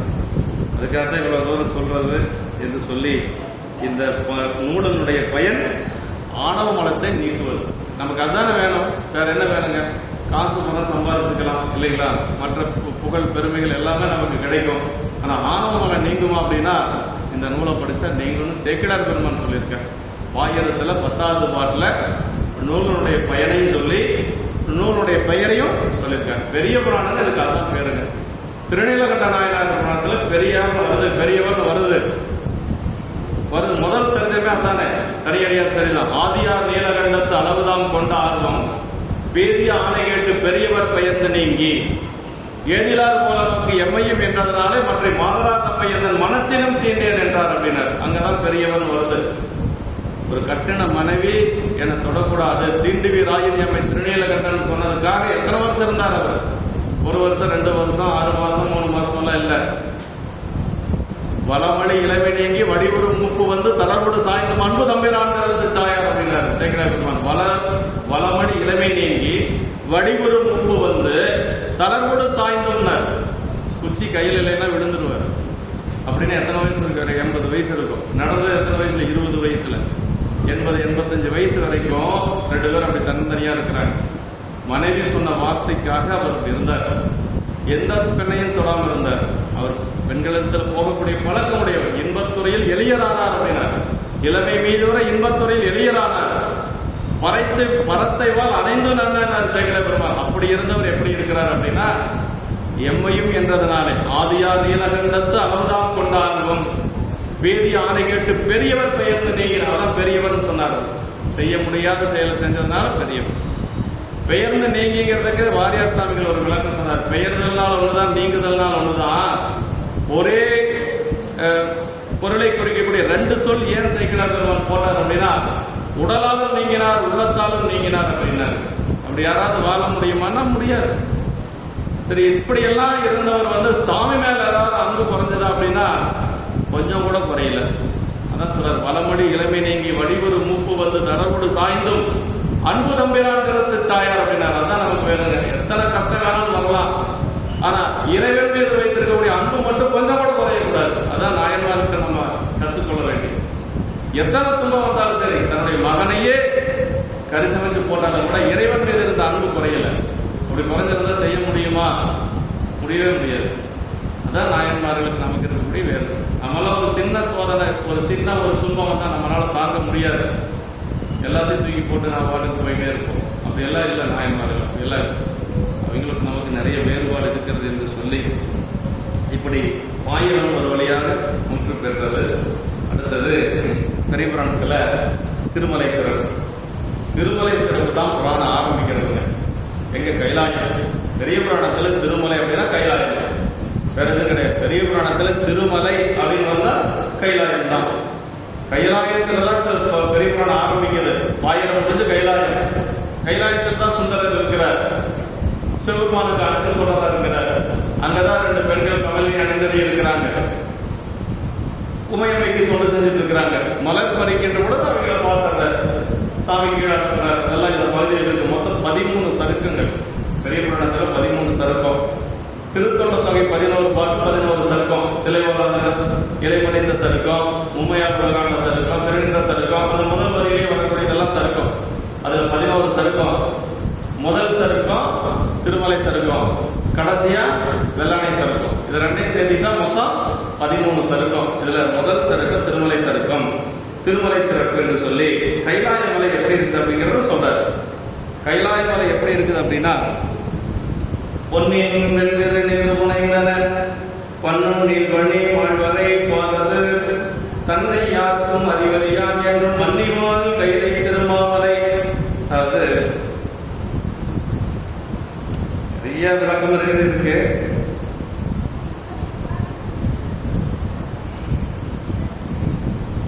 பொன்னின் வெண்திரு நீர் புனைந்தன, ஒரு பெரிய பொன் மலை, ஒரு தங்க மலைன்னு வச்சுக்கோங்களேன்.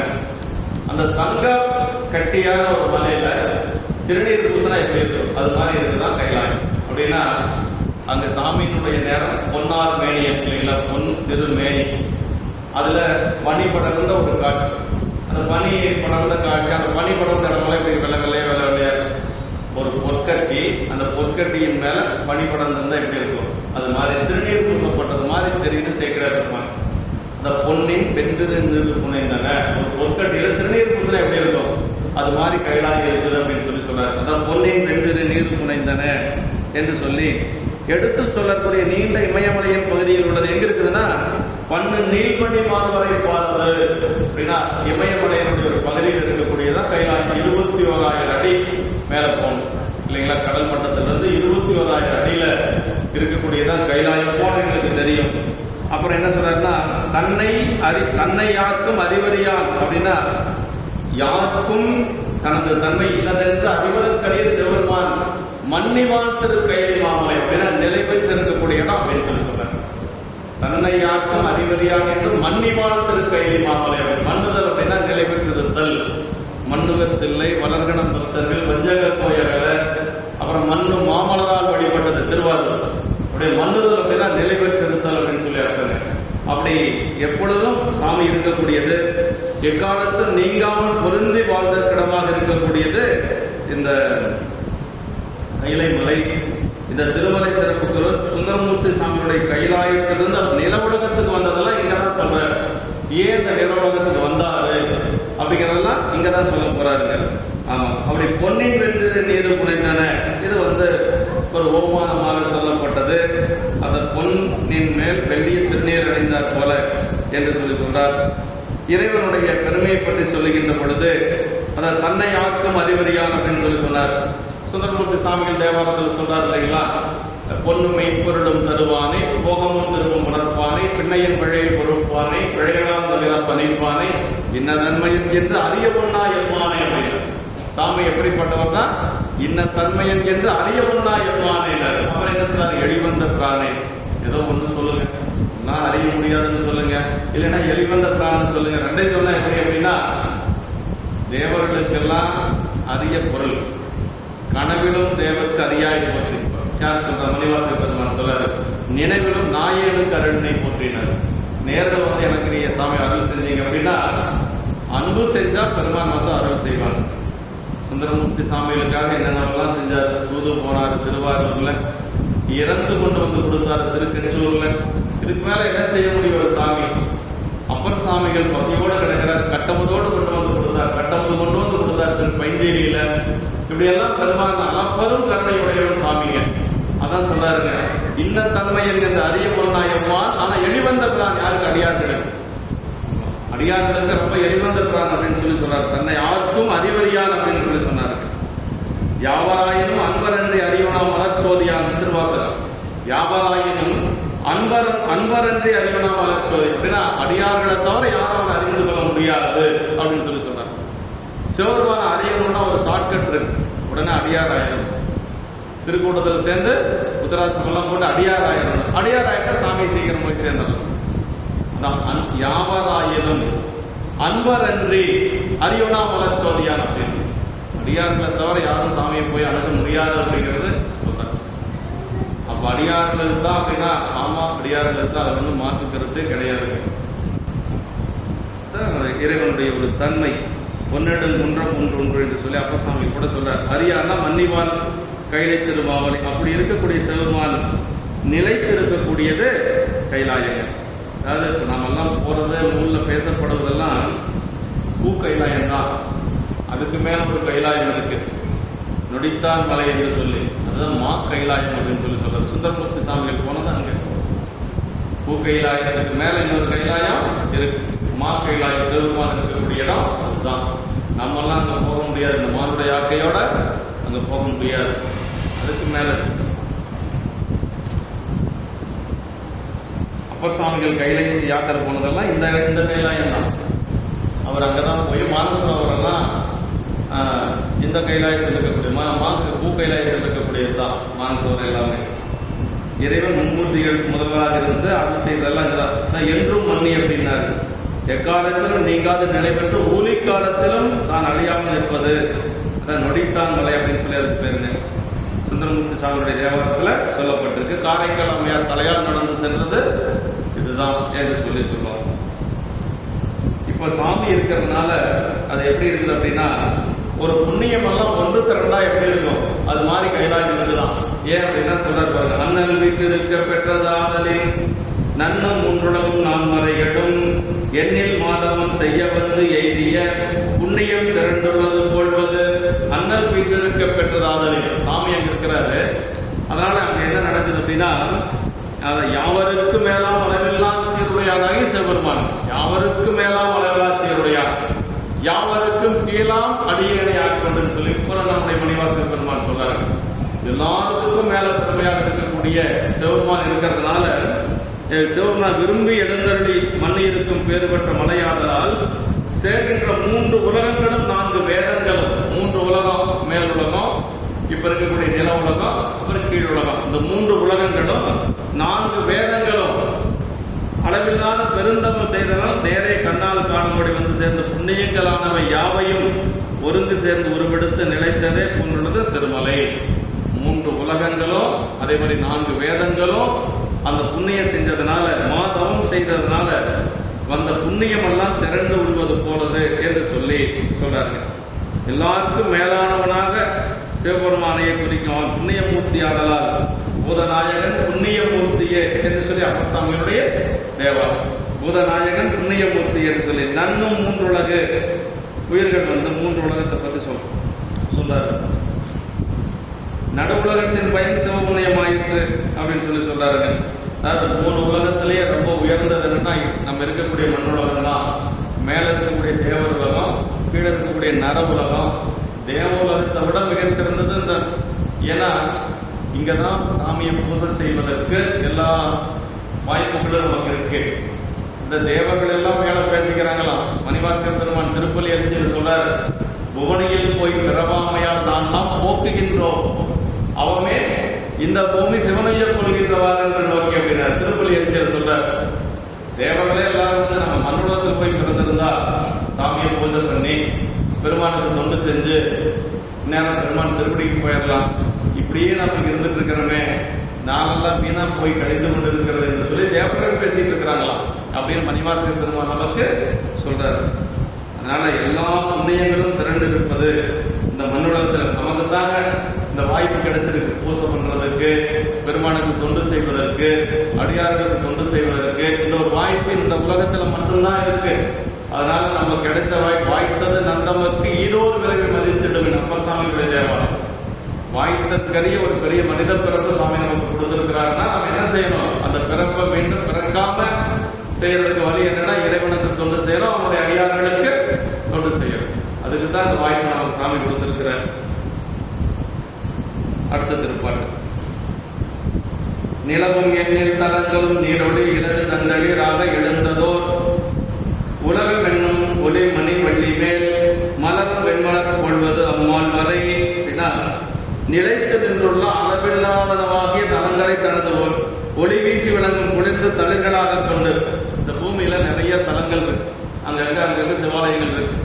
இதெல்லாம் வந்து ஒரு தளிர்களாக ஒரு செடியாக வச்சு பார்த்தோம்னு வச்சுக்கங்களேன், முளைத்தெழுந்ததாகி உலகம் என்கின்ற ஒப்பற்ற ஒளி வீச அழகிய கொடியின் உச்சியிலே பூக்கின்ற வெள்ளை பூ போன்றது அந்த பெரிய மலை.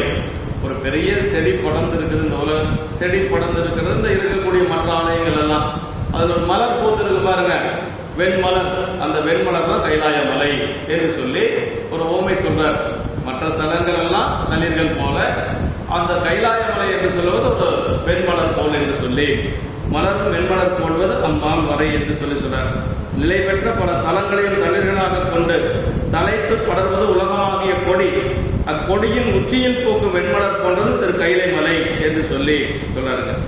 ஆமா, உயிர்கள் தாம் சேர வேண்டிய இடமாக திரு கைலையை அடைய வேண்டினால் ஞானத்தை நயந்து அதில் தலங்கள் படர்ந்து தரிசித்து முடிவில் திருமலை அடையலாம் என்பது கருத்து.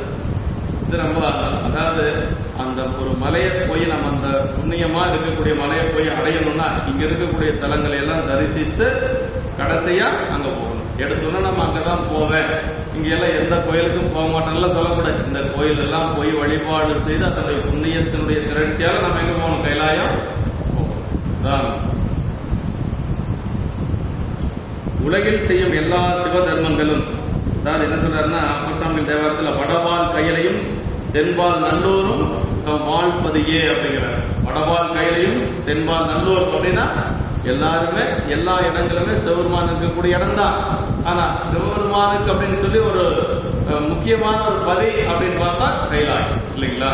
அதனால எல்லா தலங்களும் வழிபாடு செய்து கொண்டு அப்புறம் நம்ம கைலாயத்துக்கு போகணும் அப்படின்னு சொல்றது. உலகில் செய்யும் எல்லா சிவ தர்மங்களும் எல்லா தர தரிசனங்களும் இத்தரும் திருமணனை பெறும் பொருட்டை என்பது துணிவு.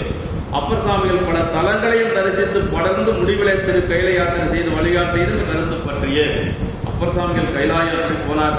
எல்லாம் கை காலெல்லாம் தேய்ந்து அப்படியே கட்சுரத்தில் நடந்து முதல்ல கையெல்லாம் காலெல்லாம் தேய்ஞ்சு அப்புறம் தவழ்ந்து செல்லுகின்ற பொழுது கையெல்லாம் தேய்ஞ்சு அந்த எலும்புகள் எல்லாம் உடைந்து அப்படியே அந்த எலும்பு மச்சையெல்லாம் தேய்ந்து அப்படி போனார். அந்த இடத்துல சொல்வார் சேகர பெருமாள், அப்படி உந்தி உந்தி போனாரு. அந்த எலும்பெல்லாம் நொறுங்கிடுச்சு. அப்புறம் அப்புறம் புரள்கின்ற நீலடை அங்கம் எங்கும் அரைந்திட அப்படின்னார் சேகர பெருமாள். அப்படியே ஒவ்வொரு உறுப்புகளா தேஞ்சு தேஞ்சு தேஞ்சு தேஞ்சு கீழே விழுந்துங்க. அப்புறம் பொருள்கின்ற நீலடை அங்கம் எங்கும் அரைந்திட. ஆனா அப்படி கிடக்கிறாரு, ஒரு இடத்துல படுத்து கிடக்கிறாரு. செப்பரும் கையிலை சிலம்படி சிந்தையில் சென்று செல்ல அப்படின்னார்.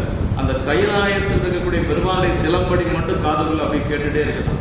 அந்த சிந்தையில அப்படியே தப்புற செயல் படுத்து கிடக்கிறாரு. ஆனா அந்த கையிலை போகணும் போகணும் போகணுங்கிற அந்த ஒரு எண்ணம் இருக்குது பாருங்க, அது மட்டும் அப்படியே கேட்டுட்டு இருக்குது. அப்புறம் அதன் மீண்டும் சொல்றாருங்க. அப்பதான் சொல்றாருங்க, தப்புற செயல் என்று அந்நீரி தங்கினார் தமிழ் ஆலியார் அப்படின்னார். தமிழ் ஆலியார் அப்படின்னா இந்த இடத்துல ஒண்ணுமே இல்லாத படுத்து கிடக்கிறாரு, கைகாலெல்லாம் தேஞ்சு போய் கிடக்கிறாரு. தமிழ் ஆலியார் அப்படின்னா உடம்பு உறுப்புகள் எல்லாம் தேய்ந்தால் கூட அந்த தமிழ் சோர்வு அவர்கிட்ட கொஞ்சம் கூட தேயும். அந்த தமிழ் சோர்வு கொஞ்சம் கூட தேயிலை அப்படின்னு சொல்லி சேக்கிழ இந்த உரையாசிரியர் இந்த இடத்துல சொல்லுவார். அதற்கு பிறகுதான் சாமி வர்றாரு. சாமி வந்து என்ன செய்யறாரு அப்படின்னா, இவர் கையில எல்லாம் உடம்பெல்லாம் தெரிஞ்சிருச்சு, ஆனா கைலாயம் இதுக்கு மேல வந்து அப்பர் சாமிகள் மேல வரக்கூடாதுன்னு சாமி நினைச்சார். தன்மையை கையிலை அணைவதற்கு அருளார் அப்படின்னா, ஏன் அருள் செய்யல அப்படிங்கிறதுக்கு விளக்கம் அங்கேயே சொல்றாரு. சேக்கிழ பெருமானே சொல்றாரு, மண்ணு தீந்தமிழ் புவியின் மேல் பின்னையும் வலுத்த அப்படின்னா, மண்ணு தீந்தமிழ் புவியின் மேல் பின்னையும் வலுத்த. நிறைய பதிகம் பாடணுமா அப்பர் சாமி, அதனால கீழே வர சொல்லியிருக்கிறாரு. அப்புறம் நன்னிடம் புனல் தடம் பொய்கை ஒன்று கையில் கொடு நடந்தார் அப்படின்னார். பன்னகம் புனை பரவர் முனிவராம் படியார் அப்படின்னார். கையில ஒரு குளத்தை கையில் எடுத்துட்டு நடந்தாராம். அதுதான் நன்னெடும் புனல் தடம் பொய்கை அப்படின்னாரு. அதான் கைலாயம், அதுதான் மானசரோவர். சாமி என்ன செஞ்சாரு, பாய சுருட்டின்னு வர மாதிரி கையில குளத்தை சுருட்டிட்டு வந்தார். அப்படி போட்டு அதுல முழுக சொன்னாரு. திருவையாறு வந்து இருந்துருச்சு. அப்பவுமே என்ன சொன்னாருன்னா, ஆளும் நாயகனை கையிலையும் கண்கொண்டு காணாமல் மாடும் உடங்கொண்டு மீளேன் அப்படின்னு சாமி கிட்டேயே சொன்னது. அப்ப அந்த உரைப்பு இருந்தது. அதான் அந்த கையிலை தான் நாம பார்த்துட்டு இருக்கிறோம். அதான் வடபால் கையிலையும் தென்பால் நல்லோரும் தம் வாழ் பதியே என்று சொல்லி சொல்றாரு. உலகில் செய்யும் எல்லா சிவ தர்மங்களும் எல்லா தல தரிசனங்களும் திருமலையினை பெறும் பொருட்டயம் என்பது துணிவு. அப்பர் சாமிகள் பல தலங்களை தரிசித்து படர்ந்து முடிவிலே திரு கைலை யாத்திரை செய்த வழிகாட்டிய கருத்து பற்றியது என்று சொல்லி, அப்பர் சாமிகளுடைய கைலை யாத்திரை எல்லாம் எங்கிருந்து ஆரம்பிக்கலாம், இதுல நம்முடைய காலத்திலிருந்து ஆரம்பிக்கிறார். காலத்திலிருந்து தான் கைலாயம் போறார். காலத்திலிருந்து கடைசியை காசி போய் போறார். மாலவம் இதெல்லாம் காசி எல்லாம் போய் தான் போறார். மேன்மை நான்மறை நாதமும் விஞ்சைய கான வினையின் ஓசையும் காரதிர் தானமாக்கன் முழக்கமும் தாவில் சேர் வான துந்துபியாக்கும் மருங்கெல்லாம். இதெல்லாம் இந்த ஓசைகள் எல்லாம் அங்க கேட்குதுங்க. கைலாயத்துல என்னென்ன கேட்குது அப்படின்னா, 4 வேதங்களுடைய நாதம், வேதங்கள் எல்லாம் சத்தம் செய்கிறது, அப்படியே ஒலித்துக் கொண்டு இருக்கிறது. அப்புறம் வித்யாதரன் முதலிய கானங்களினாலும் வேணைகளாலும் செய்கின்ற ஓசைகள், வித்யாதரர்கள் என்று சொல்லக்கூடிய விஞ்சையர்கள் அவங்க எல்லாம் பாடிக்கொண்டு இருக்கிறார்கள். அப்புறம் வீணையினுடைய ஓசைகள் எல்லாம் முழங்கி கொண்டிருக்கிறது. அப்புறம் என்ன சொல்ற, மேகங்களும் யானை கூட்டங்களும் முன்னெடுத்து எதிராக செய்யும் முழக்கங்களும் குற்றமில்லாத சிறப்புடைய ஆகாய துண்டுகளின் முழக்கங்களும் அதன் பக்கங்களில் இருந்தும் நிறைந்தன. அப்படியே எல்லாம் 5 துந்துவிகள் முழங்கிக் கொண்டிருக்கிறது. வேதங்கள் எல்லாம் தானே சப்தித்துக் கொண்டிருக்கிறது. விஞ்சையர்கள் எல்லாம் பாடிக்கொண்டிருக்கிறார்கள். அப்புறம் பாடல் ஓசைகள், வீணையினுடைய முழக்கங்கள், அவையெல்லாம் கைலாயத்தில் அந்த மாதிரி எல்லாம் ஓசைகள் கேட்டுக் கொண்டிருக்கிறது என்று சொல்லி சொல்றாருங்க. சுந்தரமூர்த்தி சாமிகள் கைலை போற பொழுது இதெல்லாம் பாடிட்டு போறாரு. அளவொலி ஆகமங்கள், அதிபாதரி கோத்திரங்கள், விரவிய வேதவொலி விண்ணலாம் வந்து எதிர்த்து செய்வேன் என்று சொல்லி அந்த தானனை முன்படைத்தான் பதிகத்தில் இதெல்லாம் பார்த்துட்டு போறாரு மேல. அதற்கு சொல்றாரு, மண்ணுலகில் பிறந்து நம்மை வாழ்த்தும் வலியுடையார் பொன்னுலகம் பெறுதல் தொண்டனே என்று கண்டுடையது. இந்த மண்ணுலகத்துல பெருமான வாழ்த்தி வணங்கி வழிபாடு செஞ்ச அடியார்கள்லாம் மேல இருக்கிறாங்களா கைலாயத்துல. சுந்தரர் பாடிட்டு அப்படி அதெல்லாம் பார்த்துட்டே பாடிட்டே போறாரு. அப்ப எல்லாரும் அங்க இருக்கிறாங்க அப்படின்னு சொல்லி சொல்றாருங்க. விஞ்சையர் தான் வித்யாதரர்கள், 5 வகை துந்துவிகள், இதெல்லாம் வந்து இங்க கைலாயத்தில் இருக்கக்கூடியது அத்தனையும் காலத்திலே இருக்கு. காலத்திலே இந்த 5 துந்துவிகள் ஓசையெல்லாம் கேட்குது. காலத்தில மதியம் 12 மணிக்கு உச்சிகால பூஜையில தேவர்கள் வந்து வழிபாடு செய்யறாங்களாம். இன்றைக்கும் செய்யறாங்க. இது வந்து கண்ணப்ப நாயனாருடைய படத்துல வருதுங்க. கண்ணப்ப நாயனார் மலைக்கு போன நேரம் மதியம் 12 மணி. மதியம் 12 மணிக்கு போற பொழுது பெரிய ஓசை கேட்குது. அவர் ஞானத்தை கேட்கிறாரு, என்ன என்கோல் ஓசை ஞானம் அப்படின்னு சொல்லி கேட்கிறாரு.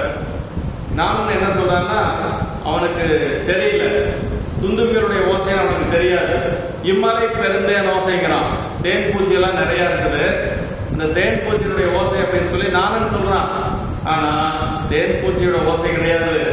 என்ன ஓசைனா, தேவர்கள் எப்படி 12 மணிக்கு கைலாயத்துல இறைவனை வழிபாடு செய்வாங்களோ அதே மாதிரி காலத்திலே வந்து வழிபாடு செய்யறாங்க மதியம் 12 மணிக்கு. அந்த ஓசை தான் அந்த ஓசை என்று சொல்லி சிறப்புடைய உரையில் எழுதுறாரு. ஆனா அவனுக்கு தெரியாது, நானுக்கு தெரியாது. அதான் இந்த இடத்துல சொல்லப்பட்டது. இம்மலை பெருந்தே பாதி காலத்தி பாதி என்று சொல்லி நக்கீர தேவநாயனார் எழுதியிருக்கிறார். கைலை பாதி காலத்தி, கைலாயத்தில் என்ன சிறப்போ அதே சிறப்பு காலத்திலேயும் உண்டு. அடுத்து பனி விசும்பிலமரர் பணிந்து சோல் அணித கோடி அணிமுடி மாலையும் புனித கற்பக பொன்னரி மாலையும் முனிவர் அஞ்சலி மாலையும் முன்னெல்லாம் குளிர்ந்த வாசன உலகத்தில் உள்ள தேவர்கள் வணங்கி சூழ்நிலை அநேகமாக கிரீட வரிசையும் தூய கற்பக பூக்களால் கட்டப்பட்ட பொன்னிலையில் கூடிய பூ மாலைகளும் முனிவர்கள் கும்பிட்டிருக்கும் வரிசையும் முன்பாக்கள் நிறைந்துள்ளது. அப்படின்னா அதாவது தேவர்கள் வணங்கி சொல்கின்ற அநேகமே கிரீட வரிசை.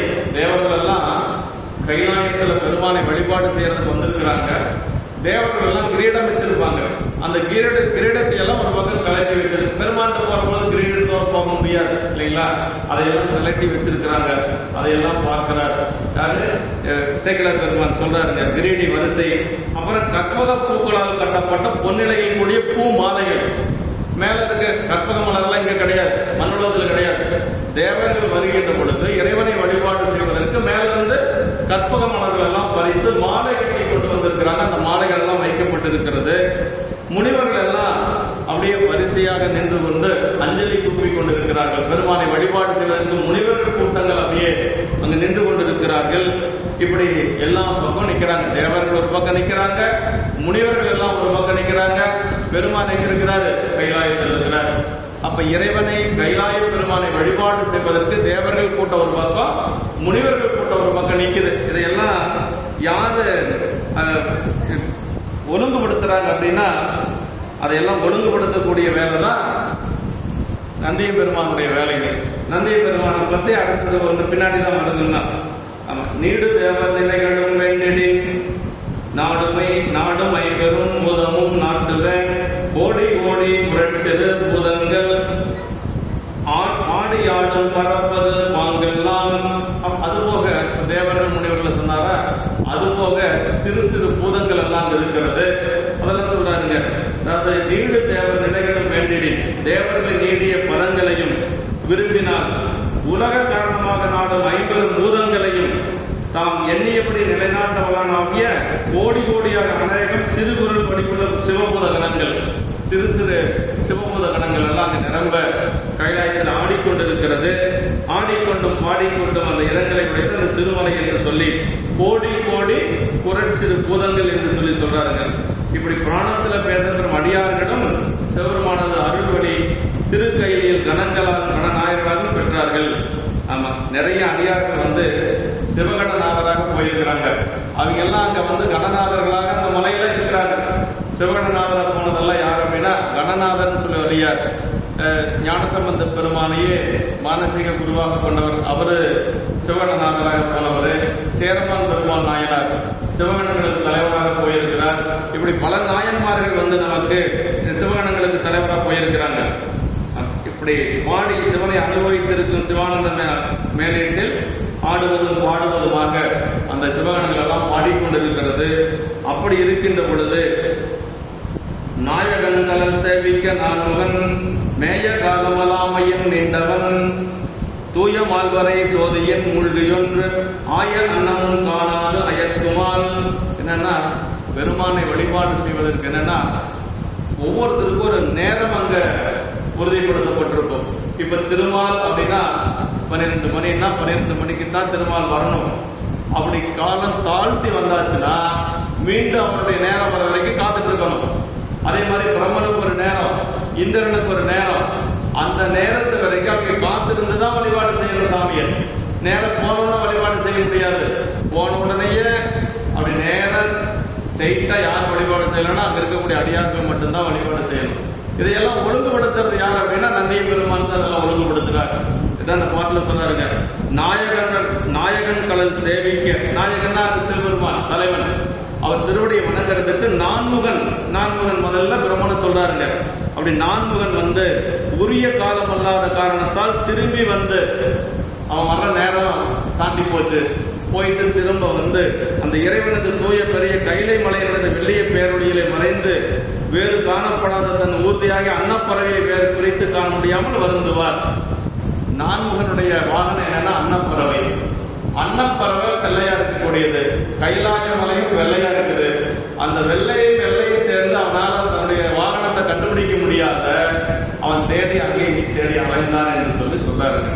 ஏன்னா வாகனத்தை தேட முடியாம நாகமகன் வந்து கொஞ்சம் சிரமப்பட்டார் அப்படின்னு சொல்றாரு. தூய வெந்நீர் நாயகன்னா தலைவன் நடத்துவோன் என்று சொல்லி அந்தந்த சேவித்திற்குரிய காலங்கள்ல தான் வந்து கொடுங்க. மூழ்கி ஒன்றாய மலையின் வெள்ளிய ஒளியில வந்து எந்தெந்த அந்த வெள்ளிய ஒளியில அன்னம் எது, கைலாய மலை எது, திருநீற்று கோலம் எதுன்னு கண்டுபிடிக்க முடியாம அவன் வந்து சோதியில் மூழ்கி ஒன்றாய் அப்படின்னு சொல்றாங்க. புரியுதுங்களா?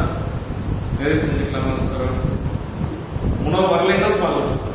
சரி, இன்னொரு 2 பாட்டு சொல்லிக்கிறேன். 8வது திருப்பாட்டு.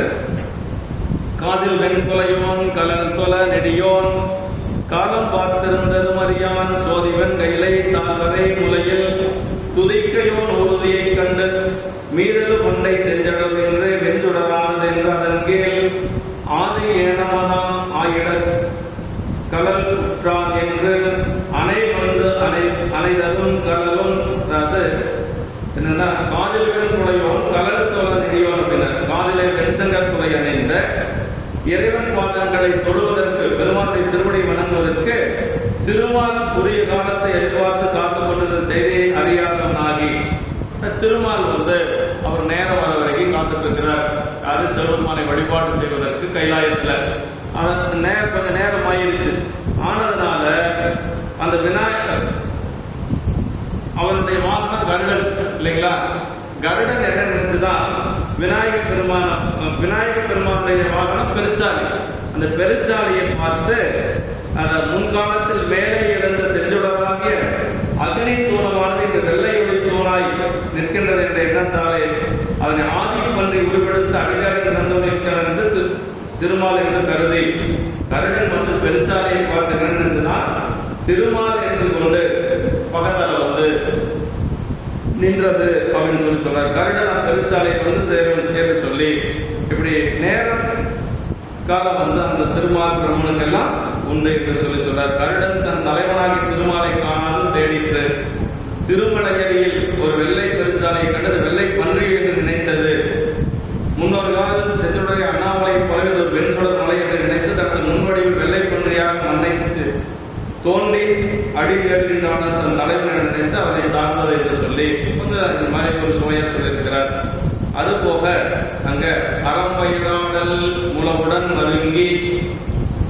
மருங்கில் அருவிகள் எதிரெதிர் முழங்க வரம்பெரு காதல் மனத்துடன் தெய்வம் அது மலர் இருகையும் ஏந்தி நிரந்தரம் இணைந்த விமான சோபானம் நீடுயர் படியினால் ஏறி புரந்தரன் முதலாம் கடவுளர் போற்ற ஒடிவது திருமலை புறம்பு தேவர்கள்லாம் வழிபாடு செய்யறாங்க. அறப்பயர்கள் என்று சொல்லக்கூடிய அங்க இருக்கக்கூடிய பெண்கள் எல்லாரும் அங்க வந்து இறைவனை வழிபாடு செய்யறாங்க. அதான் அங்க சொல்றாருங்க.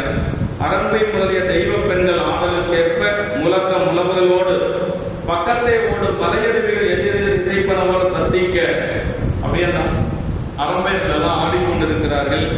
இறைவனிடத்தே தாங்கள் குறித்த வளங்களை பெற வேண்டும் என்ற ஆசை மனத்தோடு தேர்ந்த கற்பக புதுப்புகள் 2 கைகளில் ஏந்தி கொண்டு விமானங்களுடன் கூடிய படிவழி ஏறி வந்து இந்திரன் முதலிய தேவர்கள் துதிக்க விளங்குவது அந்த திருமலையின் வெள்ளிச்சாரல் என்று சொல்லி இந்திரன் எல்லாம் என்ன செய்யறாரு அப்படின்னா அப்படியே கற்பக மலர்களை கொண்டு வந்து பெருமானை வழிபாடு செய்வதற்காக வந்து காத்திருக்கிறாங்க.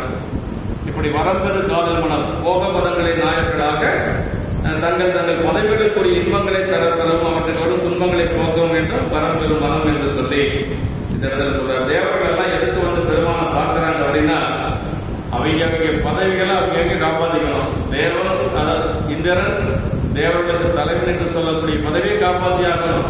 அதே மாதிரி திருமால் படைத்தல் தொழில் செய்யக்கூடியது தங்கிட்ட தான் இருக்கணும்னு சொல்லி பிரம்மன் வந்து படைத்தல் தொழில், திருமால் காத்தல் தொழில். அதான் திருவாசகத்தில் சொல்றார் மணிவாசக பெருமான் வாழ்த்துவது மாணவர்கள் தாம் வாழ்வான் மனம் நின்பார் அப்படின்னாரு. அவங்க எல்லாம் வாழ்த்துறது எதுக்குன்னா அவங்க பதவியை நிலைத்துக் கொள்வதற்காக. அப்புறம் என்ன சொல்றார், பார்த்துவதும் தாமுயர்ந்து தம்மை எல்லாம் வளர வேண்டி சூழ்த்துமது தரமுறையும் காரோலை நாயகையின் வாழ்த்துகிற கருத்துடுவான் யானும் உன்னை படுவனை என்று சொல்லி தேவர்கள் எதுக்கு வந்து பெருமான வழிபாடு செய்யறாங்கன்னா அந்தந்த பதவிகளை தக்க வைத்துக் கொள்வதற்காக என்று சொல்லி அவங்க எல்லாரும் வந்து இறைவனை வழிபாடு செய்யறாங்க என்று சொல்லி சொல்றாங்க. அடியார் அதுக்கு அடுத்ததுதான் நந்திய பெருமானை பற்றி வருது. 9வது பாட்டு 10வது பாட்டு வந்து நந்திய பெருமானை பற்றி வருது. அது நம்ம அடுத்த வகுப்புல நம்ம பார்த்துக் கொள்ளலாம் சொல்லி, அதாவது பெரிய புராணம் எப்படி ஆரம்பிச்சது அப்படிங்கறத அடுத்த வாரம் நம்ம சிந்திக்கலாம். அதுதான் பேசிக். அதுதாங்க பெரிய புராணம். உபமன்ய முனிவர் தன்னுடைய சீடர்களுக்கு சொல்றார். உபமன்ய முனிவர் தன்னுடைய சீடர்கிட்ட சொல்றத சேக்கிழார் பெருமான் நமக்கு சொல்றார்.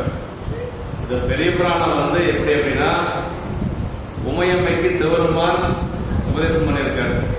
அதே மாதிரி உபமன்ய முனிவர் தன்னுடைய சீடர்களுக்கு உபதேசம் பண்ணியிருக்கிறார். பொல்லாப்பிள்ளையார் நாதையூர்ல நம்முடைய நம்பிகளுக்கு உள்ளிருந்து உணர்ந்திருக்கிறார். சுந்தரமூர்த்தி சாமிகளுக்கு ஆரூர் பெருமான் உள்ளிருந்து உணர்ந்திருக்கிறார். அதே மாதிரி சேக்கிழார் பெருமானுக்கு கூத்த பெருமான் உள்ளிருந்து உணர்ந்திருக்கிறார். இப்படிதான் வந்தது. இத பெரிய புராணத்தில் என்ன சொல்லப்பட்டிருக்கு அப்படின்னா, நம்முடைய உபமன்ய முனிவர் தன்னுடைய சீடர்களுக்கு உபதேசம் பண்றார். அதை வந்து சேக்கிழார் பெருமான் நமக்கு சொல்றார். இதெல்லாமே பெரிய புராணம் எல்லாமே என்ன பிளாஷ்பேக், முன்னாடி சொன்னதை நமக்கு சேக்கிழார் பெருமான் சொல்ல போறார். அதெல்லாம் அடுத்த வாரம் தான் வருதுங்க. பெரிய புராணத்தினுடைய முதலும் கடைசியும் அடுத்த வாரம் தான் நம்ம பார்க்க போறோம். முதலும் தான் கடைசியும் அதுதான். பெரிய புராணம் ஆரம்பித்ததும் கைலாயத்தில் தான், நிறைவாவதும் கைலாயத்தில் தான். ஆரம்பமும் நிறைவும் ஒன்றே தான் பெரிய புராணம். எப்படி வந்ததுன்னு தெரிஞ்சுக்கணும்னா அடுத்த வாரம் நம்ம அடுத்த மாசம் நம்ம தெளிவா தெரிஞ்சுக்கலாம். இந்த அளவுக்கு அடுத்த வாரம் தான் நந்திய பெருமானை பத்தி நம்ம சிந்திக்க போறோம். நந்திய பெருமான் தான் கோயில் அதிகாரி அப்படின்னா அவர் தாங்க. அவர் தான் கையில கத்தியும் அதே மாதிரி பெரம்பையும் வச்சுட்டு கோயில காவல் காத்து கொண்டிருப்பது நந்திய பெருமான். நந்திய பெருமான் வேற, விடை வேற. அதை நம்ம முதல்ல தெரிஞ்சுக்கணும். அடுத்த வாரம் நம்ம விரிவா பார்க்கலாம். நந்திய பெருமான்னா 2 கால்களோட 4 கரங்களோட இருக்கக்கூடிய அவர் தான் நந்திய பெருமான். அதுக்கு பேர் கோயில் அதிகாரின்னு பேருங்க. விடை அப்படிங்கிறது இறைவனை தாங்கக்கூடியது விடை. இப்ப நம்ம எல்லாம் பார்க்கிறது விடை. பெரிய பெரிய கோயிலில் நந்திய பெருமான் கோயில் நந்தி அதிகார நந்தி அப்படின்னு சொல்லி இருக்கும். அது வேற, இது வேற. அடுத்ததான் நம்ம பார்த்துக்கலாம். என்றும் இன்பம் பெருமை